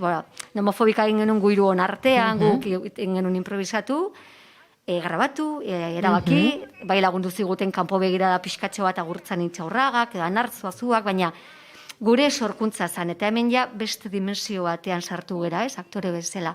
Sortu dugu, baina gero utzin gea. Eta utzi gera horre eramaten, eta Patxi Perez eta Ana Perezek daukaten antzerkiko ibilaldiak ere zerresan handia dauka, hautatu diran formatan, ez? Legaleonen atmosferak edo antzesteko moldeak ere sentitu ditugu guk, eta guretzako pixka bat gure konfort zonatik ateratzeare izan da, neurri batean, ez? Bai, Anak ordenatu du material guztia eta hori, olatzak esaten, beste unibertsetara eraman gaitu, ez? Beste antzerki mota batzutara, ez? Oso interesgarria izan da Anarekin lan egitea. Dago absurdo pixkat, eta, denetatik dantza egiten dugu, monologoak, olatzek esan du moduan, baina oso, ez dakit, oso momentu batean geranio bihurtzen geha dugu, ez? Eta balkoi batetik hitz egiten diegu publikoari, ez? Eta, oso ondo pasa dugu, zaila izan da prozesua. Luzea. Batez ere oso luzea izan da lako, ez? Baina egoeragatik izan da. Seginen urtarrian idazten testua, bilduta geneukan material guztiarekin, ordenatzen eta asmoa zan, martxoan azteko jan saiatzen, eta pinpan, hilabetetan kalera, ez? Baina batean, martxoan denok dakigunez, etxean gelditu ginen, eta, saia izan da alde horretatik. Egon gara, orain... Impulsoak, bai. Hoi da, impulsoak. Baina gero zorionez, udan ere bai auki genuen, bestalde ginen hor, eta lanera dedikatu dugu denbora asko. Eta hor, hasi ginen zegoak egiten, Patxirekin, eta Anakin, eta prozesuan ere gurea izan da testua eta ideiak, genuen askatasun handia. Nahi genuen amoztu genezaken, nahi genuen gehitu, eta hori ere oso ondo dago. Eta Ana ere hortarako oso irekia da, ez? Bere buruarekin, eta horre asko ikasi dugu, ez? Zen puntutuan utzi behartzean momentuan balio duenarekin, edo hori behar duenarekin momentuan eszenak, ez? Eta prozesu alde horretatik ere oso gozagarri izan da. Bai, oso pozi gaude, eta oso ondo pasatzen dugu, eta gero, eraberan aktorea gera, olatz deitzen ez ni, eta bera Patxi, eta gu gera, eta egia asko dago, eta zuk esaten zenuna erantzuna galderak, guk gure 3 personaje bihurtzen dira, eta batak eramaten du, gaudenak engantzatuak eta superpozik, eta beste, baina honek zekarriko gaituta. Zanet, ez dagoela gordetzen dugun ezer, kenduta obrak behar dituen bere gauzatxu horiek, ez? Zer, dana komentatzen dugu publikoarekin, eta beraiekin egite ditugu hausnarketak, eta hori, ez ditugu olako ikasgai magistralak ematen, baina auzokoekin ego bagina bezala, edo etxean, ez? Edo plaza batean, eta hori oso guretzako ejerzizio polit bada, oso honesto izan bertzalako publikoarekin, baina ere gozagarria. Gure ikusleek ikusi izan dute hor bideoaren zatitxo bat, eta egia esan oso divertigarria ikusten da. EABko sari banaketan Anari eman zitzaion sari hortan ikusi zitzaizuen zuei, intzen duten hor zatitxo bat, eta gogoa ematen du ikustera joateko, ez da? Hori izan zen sorpresa bat, Anari eman zioten besarkada saria, bere bilbide luze honengatik, eta esan genuen, nola ez gera hor egongo, ez? Eta berak etzekin. Berak bazekin, sari eman bertziotela, eta beran nahiari deitu ziotela Patxiri, igual imaginatu zuen berak, Patxik ere zerbait esango du neri buruz, eta emango dit saria. Ez zuen imaginatzen zen, baterako genulaia gure numeroetako bat, berari dedikatua. Bai. Esan genion gu olatz eta bio juten ginala. Erregidora. Oso no, bai. Eta horren basien iztuintzun guan nengo ginela lanean, ez hau gaitu. Denetarik egiten duzuelako beti. Eta kapasa gelako, voluntario esateko gukingo dugu lan hau. Eta gero oso kabareteroa da, justu numero hori, ez? Pelio Joseperen bertsio bat egin dugu, gurera da. Eta orduan, ondo geratzen zanango gala horretan, eta eraberean nola, horrei patzen dira esatizuegu aktorea gera. Eta hitzeiten dugu, ez dakit Belenek esaten du adibidez, Goya sarira nominatu naute, baina ze marroiaz, beren alokatu behar dut, diruri gabe nago, eta alokatu behar dut txonekoa. Bueno, olako refleksio gureak, oso aktorenak ere egiten ditugu, ez? Eta gero, hor daukagu gure bakoitza, gure bizitza personala. Personajeari jarri dioguna, baina, horregatik mundu oso irekiak ditugu. Publiko zabal batekin pentsatuta.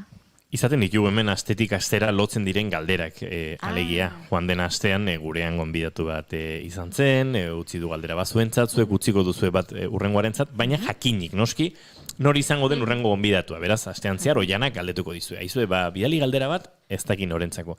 Baina, zuentzat ere, bidali du gure aurreko asteko gonbidatuak galderatxo bat, entzun. Arratsaldeon, Olagatz eta Belen, zer moduz, askotan esan didate tabla gaineratzen zenean nire jarrera aldatzen dela, nire izateko forma aldatzen dela, ez? Eta orduan, beti esaten dut, hori nire bizitzaren rol bat dela, eta beraz egiazko rol bat dela, ez?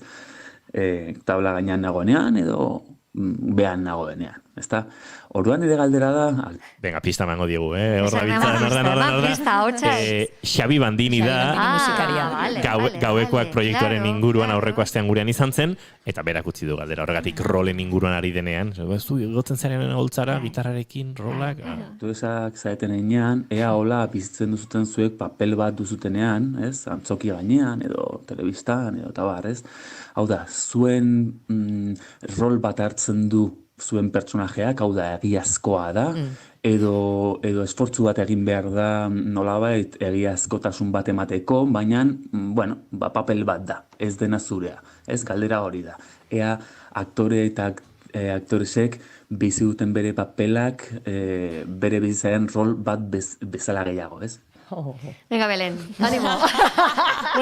Badirudi Xabik aurreko galderantzun du. Neri, ez dakit baina, neri eszenatokian gotean oso zaila egiten zait, ni ez izatea. Oso ni naiz eszenatokian egiten dudala, eta hori ez dakit ona dan, baina, nik horrekin lan egiten dut, erabat. Bai, nik urteak aurrera joan ala ere, beti eta gehiago hori, ez? Horren adiez, jarriko zaituzte toala ejemplu bat, Zaldi Urdinan oren egiten un Amona batena. Amona bat bere garaian heroinarekin eta dependentziak zituna, eta oso pertsona izoragarria eskaini zidaten, ez da? Simun Futxek askotan esaten zidan niri, eta guztut den hori, ez? Baina, zu ikusi nahi zaitut, eta zu zaudenean Carmen etorriko da, ez? Eta, ez da, ondo adiratzi duda, baina zuz pasaude Carmen ez da egongo, ze Carmen ez da rekortable bat, ez da reliebean jartzen duzun gauza bat, aktoreak gorputzetik eta haragitik eta hautsitik eta horre hon behar dezu. Eta gero egia da, emanaldiak egin ala eta zorionez Zaldi Urdinarekin ikaragarrizko esperientzi marabilosua izan da, ze horre ere manditu golarita mapiko edo urte beten, zuk ere sentitzen duzu Carmen hor dagola, ez? Baina bete zaudezu. Zu ez pasaude hor, zure egitik eta zure begiradarekin parean daukazun aktoreari, eta gero hor dagoen magia hori, ez? Badakizu nita oiana garela, badakigu jolasten ari garela, baina berean momentu hortan zuzean ere alaba, zuzeran ere lengusua, zuzeran ere auzokoa, ez? Eta hori behidala ederra, ez? Aktoren arteko begirada konplize hori, eta publikoarena. Ze publikoak ere badakidan agezurra dala. Badaki hor nire zela olatz, baina nire zela iten ez dakizer. Eta hor sortzen da magia hori, baina da umeak bezala. Baimena ematen diogu denoi heldu bezala, sinisteko hori, momentu batez. Eta badaki guardiak itzaldi ondoren, jazta bukatu da. Liburu bat irakurtzen egeanean, hasten gehala visualizatzen, eta ikustu dut hor dagoela interpretazioaren magia, eta hor dagoela ere artearen magia, ez? Edo arte bizidukaten artearen magia. Dagoela trampa bat onartua bezala. Lady Macbeth izatea ere gustatuko litzaidak. Esfortzua egingo nuke. Bai, odola hor eskutik entzeko. Janak esan du amaieratik abitu nahizula, baina ni atzera begira jarriko naiz, eta galdetu nahi zet, biak antzertin aritutakoak zarete, belaunaldi garrantzitsu baten parte izan zineten, nola gogoratzen duzu ora, eta zer suposatu zuen horrek? Ikaragarria, nik nebuzkan... Belen. Inbertsioa, erabat, bai, nik gogoratzen dut, izan ziala 3 urte, erabat murgilduta sentitu nula nire bizitza, eta izatez hortik aterazan ika, ez? Horregatik izan zen, oso inbertsio profunda izan zen. Bai, ezke gutzate, gu ginean hor, Ninezkan 19 urte, 19-ko 21 gero zuzenean junitzen Londresea, antzerkian ibanekin nahi nula egin, baina horren ginean, beak zatuna bolkatu, erabat uretan sartu, eta hortzegon belaunaldi zea bat zoragarria zan, baina euskan aurretik Aizpea, Elena, Mikel Garmendia, Kontxu, Eneko, ez dakit, danak zan nahi dut, momentu hartan estenan gero ibiliziran asko. Eta guk geu ere, marabillosoak, bai, jende zoragarria, negabaren horrezagutu nun, gero sortu genula infraganti urteetara, Begoña, Mendi, zenba jende, idoia sartzazu, hor, gero nire ibilbidean egon jende asko, hor gertu euki genuen, asko. Bai, orduan, nola, urte zoragarria, gainera euki genuen aukera, Madridetik etortzen jendearekin, metodoa, eta Leitonen eskola, Bartzelonatiz etoztenakin gorputza, eta orduan euki genuen lujozko urteak izan ziren. Espero dut orain dantzertin daudenak, alakoak eta bi eukitzea, segure izan zen oso eziketa ona, bai. She once was a true love of mine. Aipatu dugu Hakerraken, hiru aktore zaretela, langabezian daudenak, proba horretara animatzen zaretenak, pentsatzen dut diru iturri bat edo bateratzeko, askotan esaten da aktoren lanean, denetarik egin behar dela. Horrelakoren bat egitera animatuko zinateke, horrelako probaren bat, adimen hartu zara, robotak... Nei txipak eta gartzen bezkete burunez, beldurrasko ematen didate gauza horiek, ez? Guatzen ez, ez bali bada zerbait oso, bertsolari egin zieten bakizue, horrekurri zenuten, ez? Horako txipak neurtzeko beraien burmuinareko, horako gauza bat ez dakit, jolas baten barruan, ez? Baina barruan hola sartzia gauza bat, homofobikan ez dakiten bezala, ai, apuro gehiago. Baina bestela, ogibide bestela gauza oso arrarok egin ditut, nire lehenengo lana izan zen kotxea kontatzea. Hor, Irun Endaiako fronteran, ez zegoen gauza mekaniko bat noski, eta araberan ginean bi, horren antzerti nion, horretek igual etorri zait horitzapena, eta gu hor kontatzen gauian, klak, makinita batekin, kari, impensable gaur egun ere gizarte segurantzako lehenengo lana, kotizazioa hor. Horren denetarik egin izan dugunez, gero zorionez asko gurera dedikatu gara, pentsatzen dut abar, belenek zesaten du. Ni bildurra diot teknologiari. Bai, benetan esaten. Bildurra diot datorreni eta ez dakit zaturako esperimentu bat. Belen, hau noizbait entzun dizut zuri, ez dakit horrela pentsatzen jarraitzen duzu. Noizbait esan duzu, ekoizleek ez dutela aposturik egiten aktoreak kontratatzerako garaian. Eta hala da. Zalantzaria beti. Ez bat zaude egun behar da lekuan,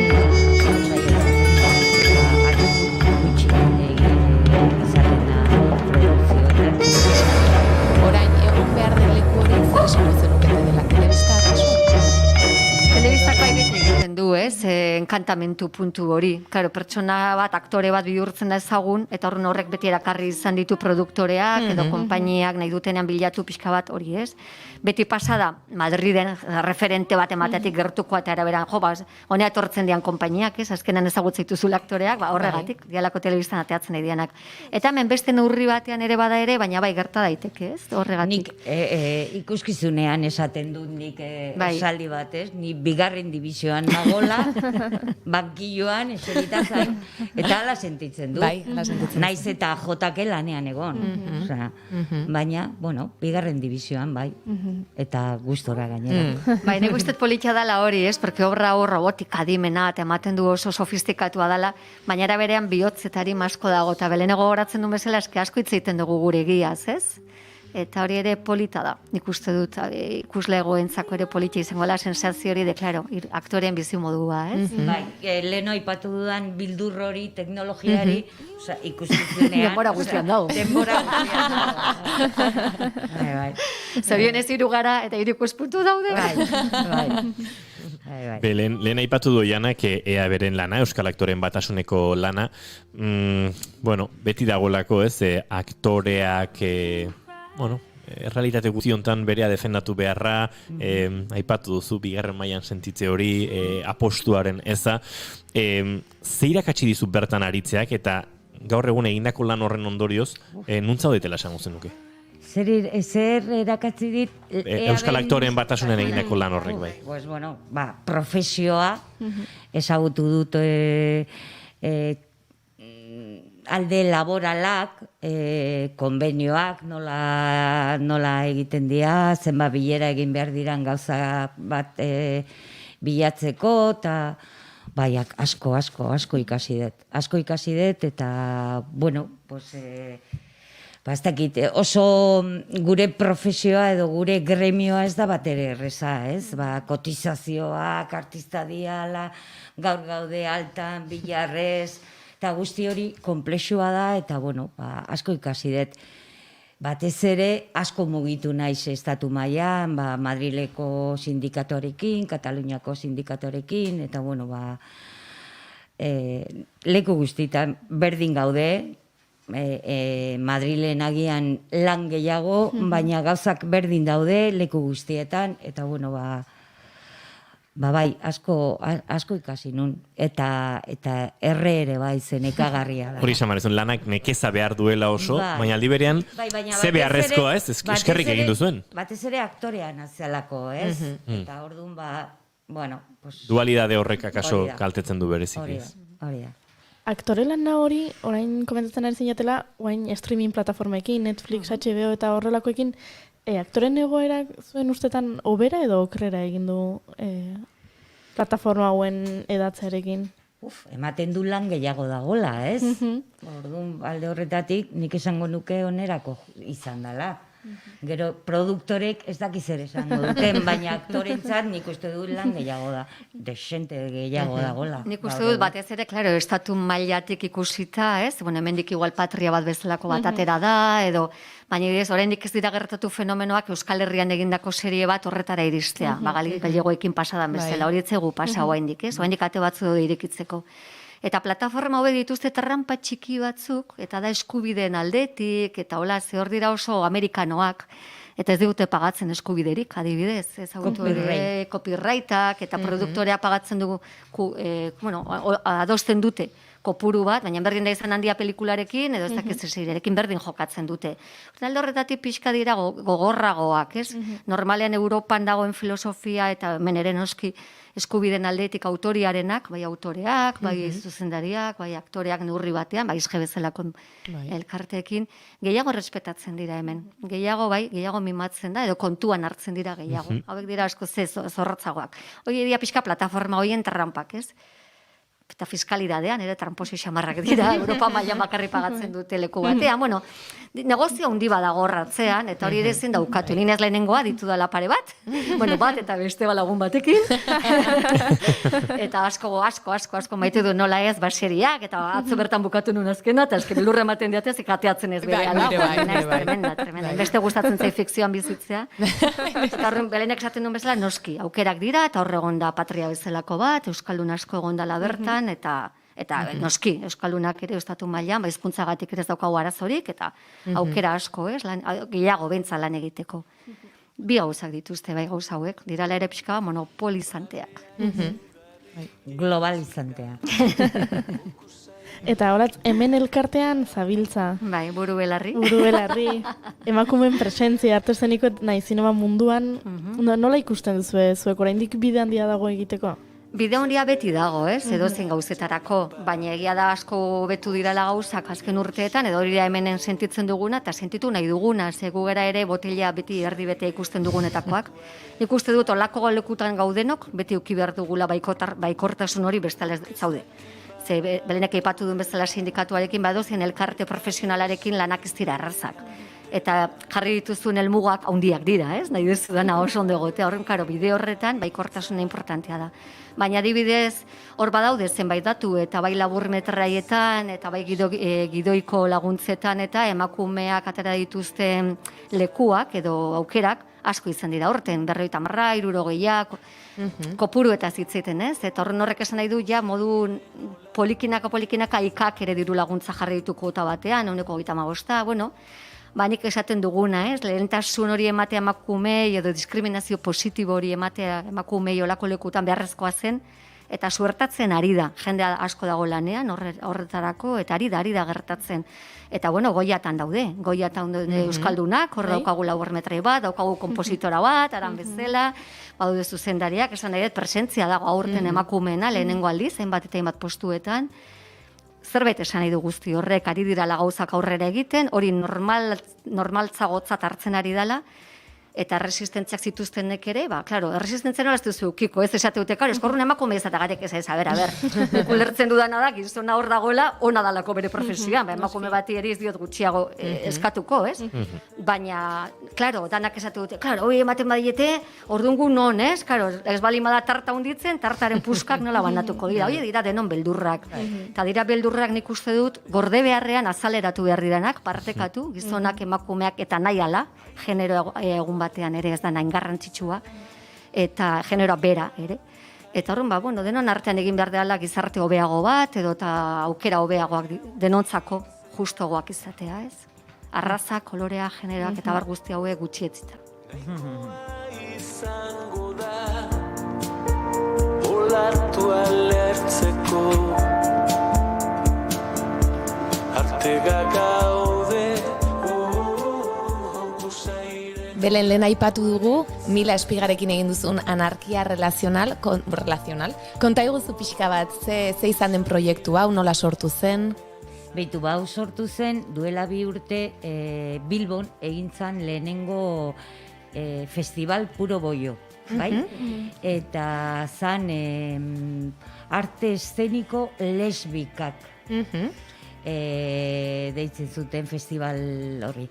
Eta orduan, Milari gonbidatu zioten zerbait egiteko, eta niri itxuzidan zer, egingo dugu batera zehozer.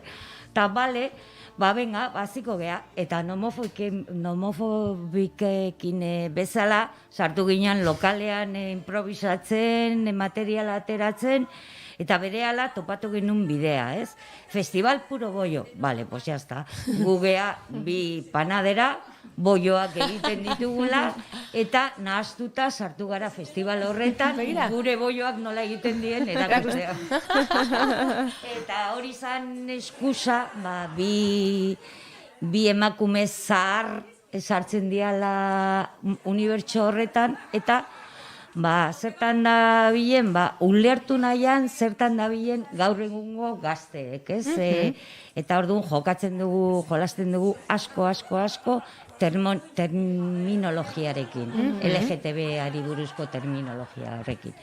Eta bitartean, boioak bertan egiten ditu zuzenean, eta bueno, hori, bi emakume zarroiek inozentzia horrekin, ulertu nahi dute gaur egungo gazteak zertan dabilen, bi aizpadia, bata lesbiana da, baina armarioan sartuta gondala bizitza osoa, eta bueno, haien bizitza ere ateatzen da publiko, oso zuzena da harremana publikoekin, eta hori, ni adibidez, hori bi aizpagea, eta momentu batean konturatzen gea, ostra, hau ez da guk uste genuna, konfunditu egin gara, eta nik beste personajeari esaten dio, que lianta, osea, ekarri nauzu ona jakinda, zertara genuen, ez? Eta, bueno, hortik, komedia oso amablea da, oso txuria da, eta, bueno, jendea oso ondo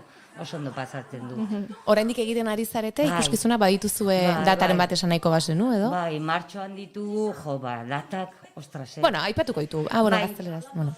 Gazteleraz dira, gazteleraz egiten dugu bakarrik. Eta martxoan baditu 5-6 bolo. Hola, bakizu, martxoa... Emakumeak lan egiten dugula. Emakumeen hilea, itxetik ateatzen geha, hilea. Zer da, poltsiko antzerkia bezalakoa da, esan ez, formatu txikikoa da, edo...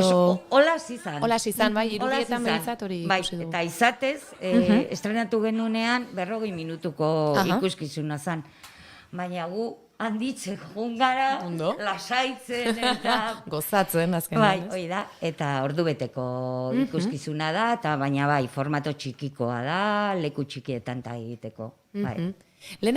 Orain aipatu duzuzuk, eta lehen olatzekera aipatu du jolasitza. Ez dakitzuek sortzerakoan jolasetik abiatzen zareten, hori da abia puntua zuentzat zerbait sortzen duzunean. Jolasa egon behar du. Ez dakit hortik abiatzen garen, baina eske jolasa gabe ez dago antzerkirik. Eske lehen esan dudana, ja sartzen zea jolastera. Ni naiz, ja hortik aurrera, ja. Kontatuko dugu, ja jolas bada. Ja horrek berak irikitzen ditu ateak, eta galtzen dira bai pixka bat, ez? Bai. Frantsesek esaten duten moduan, ez? Frantsesek ez dute esaten aktuatu, jolastu. Bai, iparraldekoak ere jokatu esaten dute jokolariak, ez? Bai. Jue.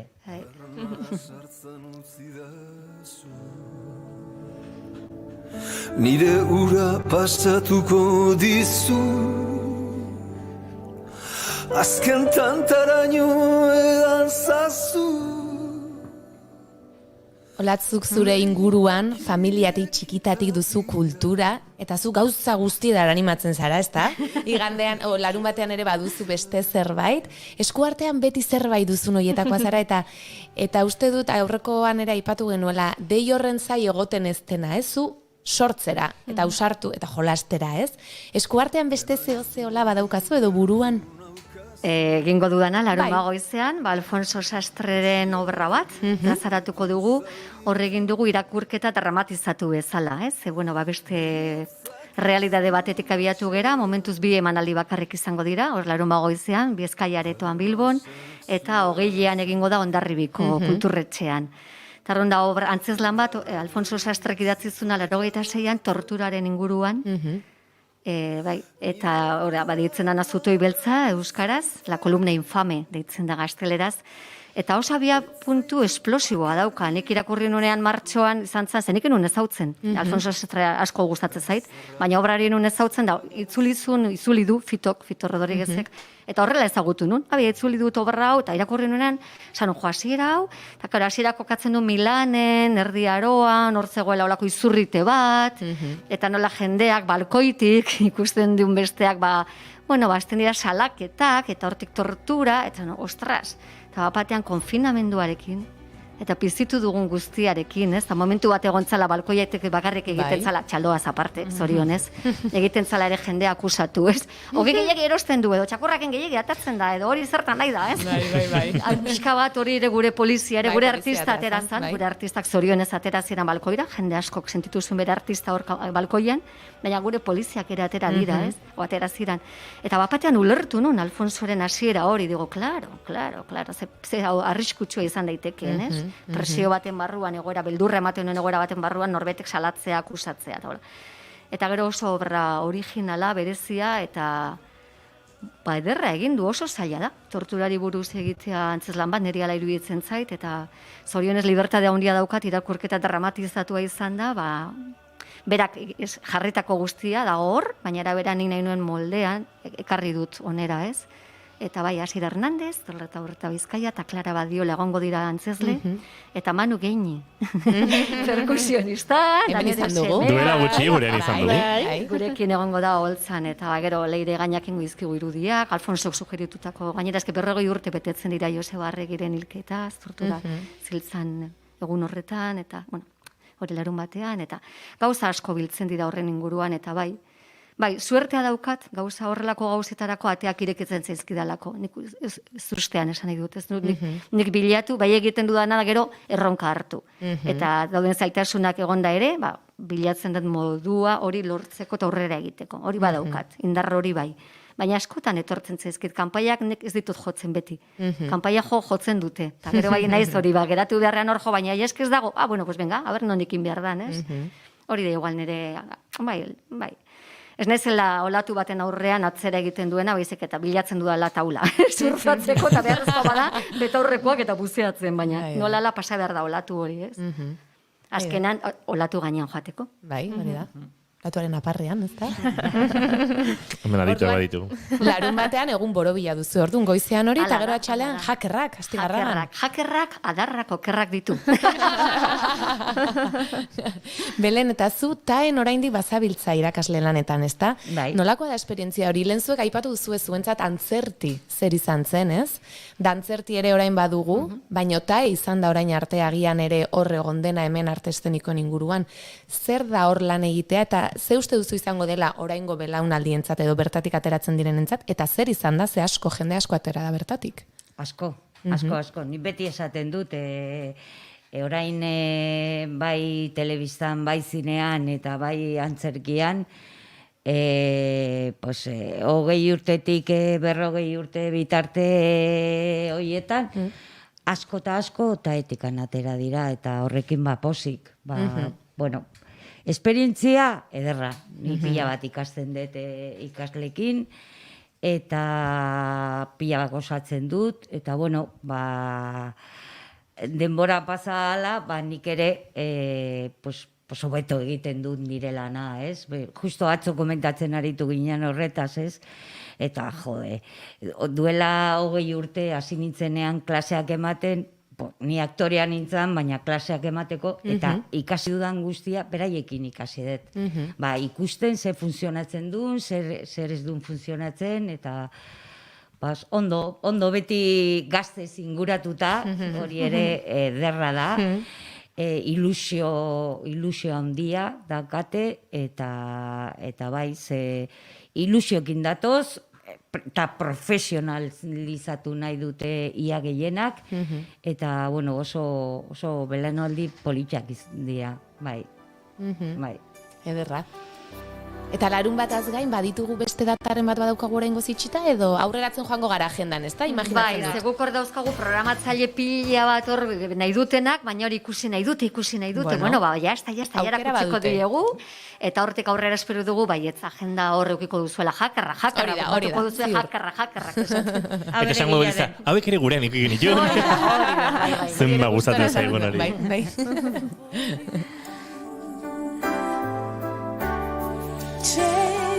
Beno, gaurko saioa abiatu dugu, aipatuz gaurko egunez hiltzela Whitney Houston, eta tira, baliatuko dugu, bere kantu ederretako bat gaurko saioa amaitzeko, eta gure gaurko gonbidatuak agurtzeko, Ilana.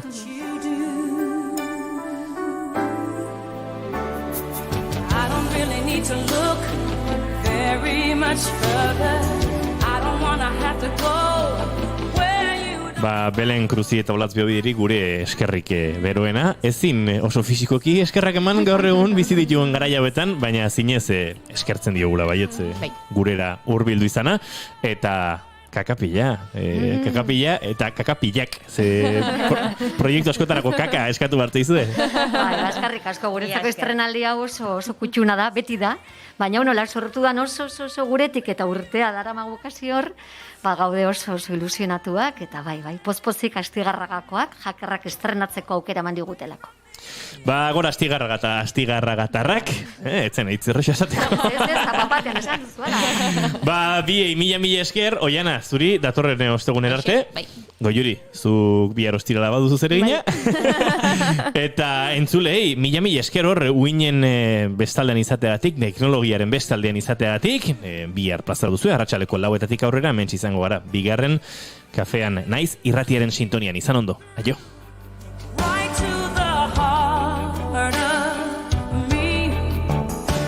You break down my walls with the strength of your love. I never knew love like I've known it with you. Will a memory survive? One I can hold on to. I don't really need to look very much further. I don't wanna have to go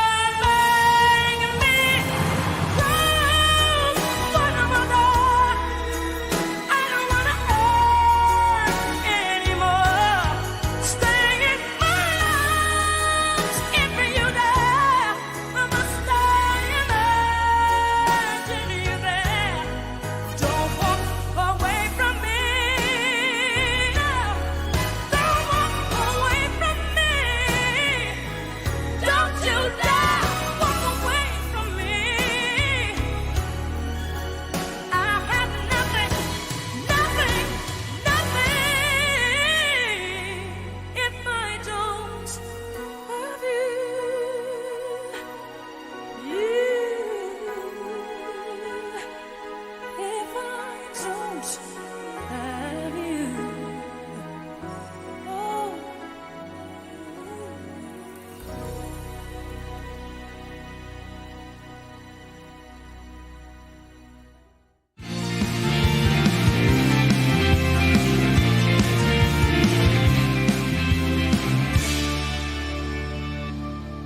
Keep calm and bigarren kafea.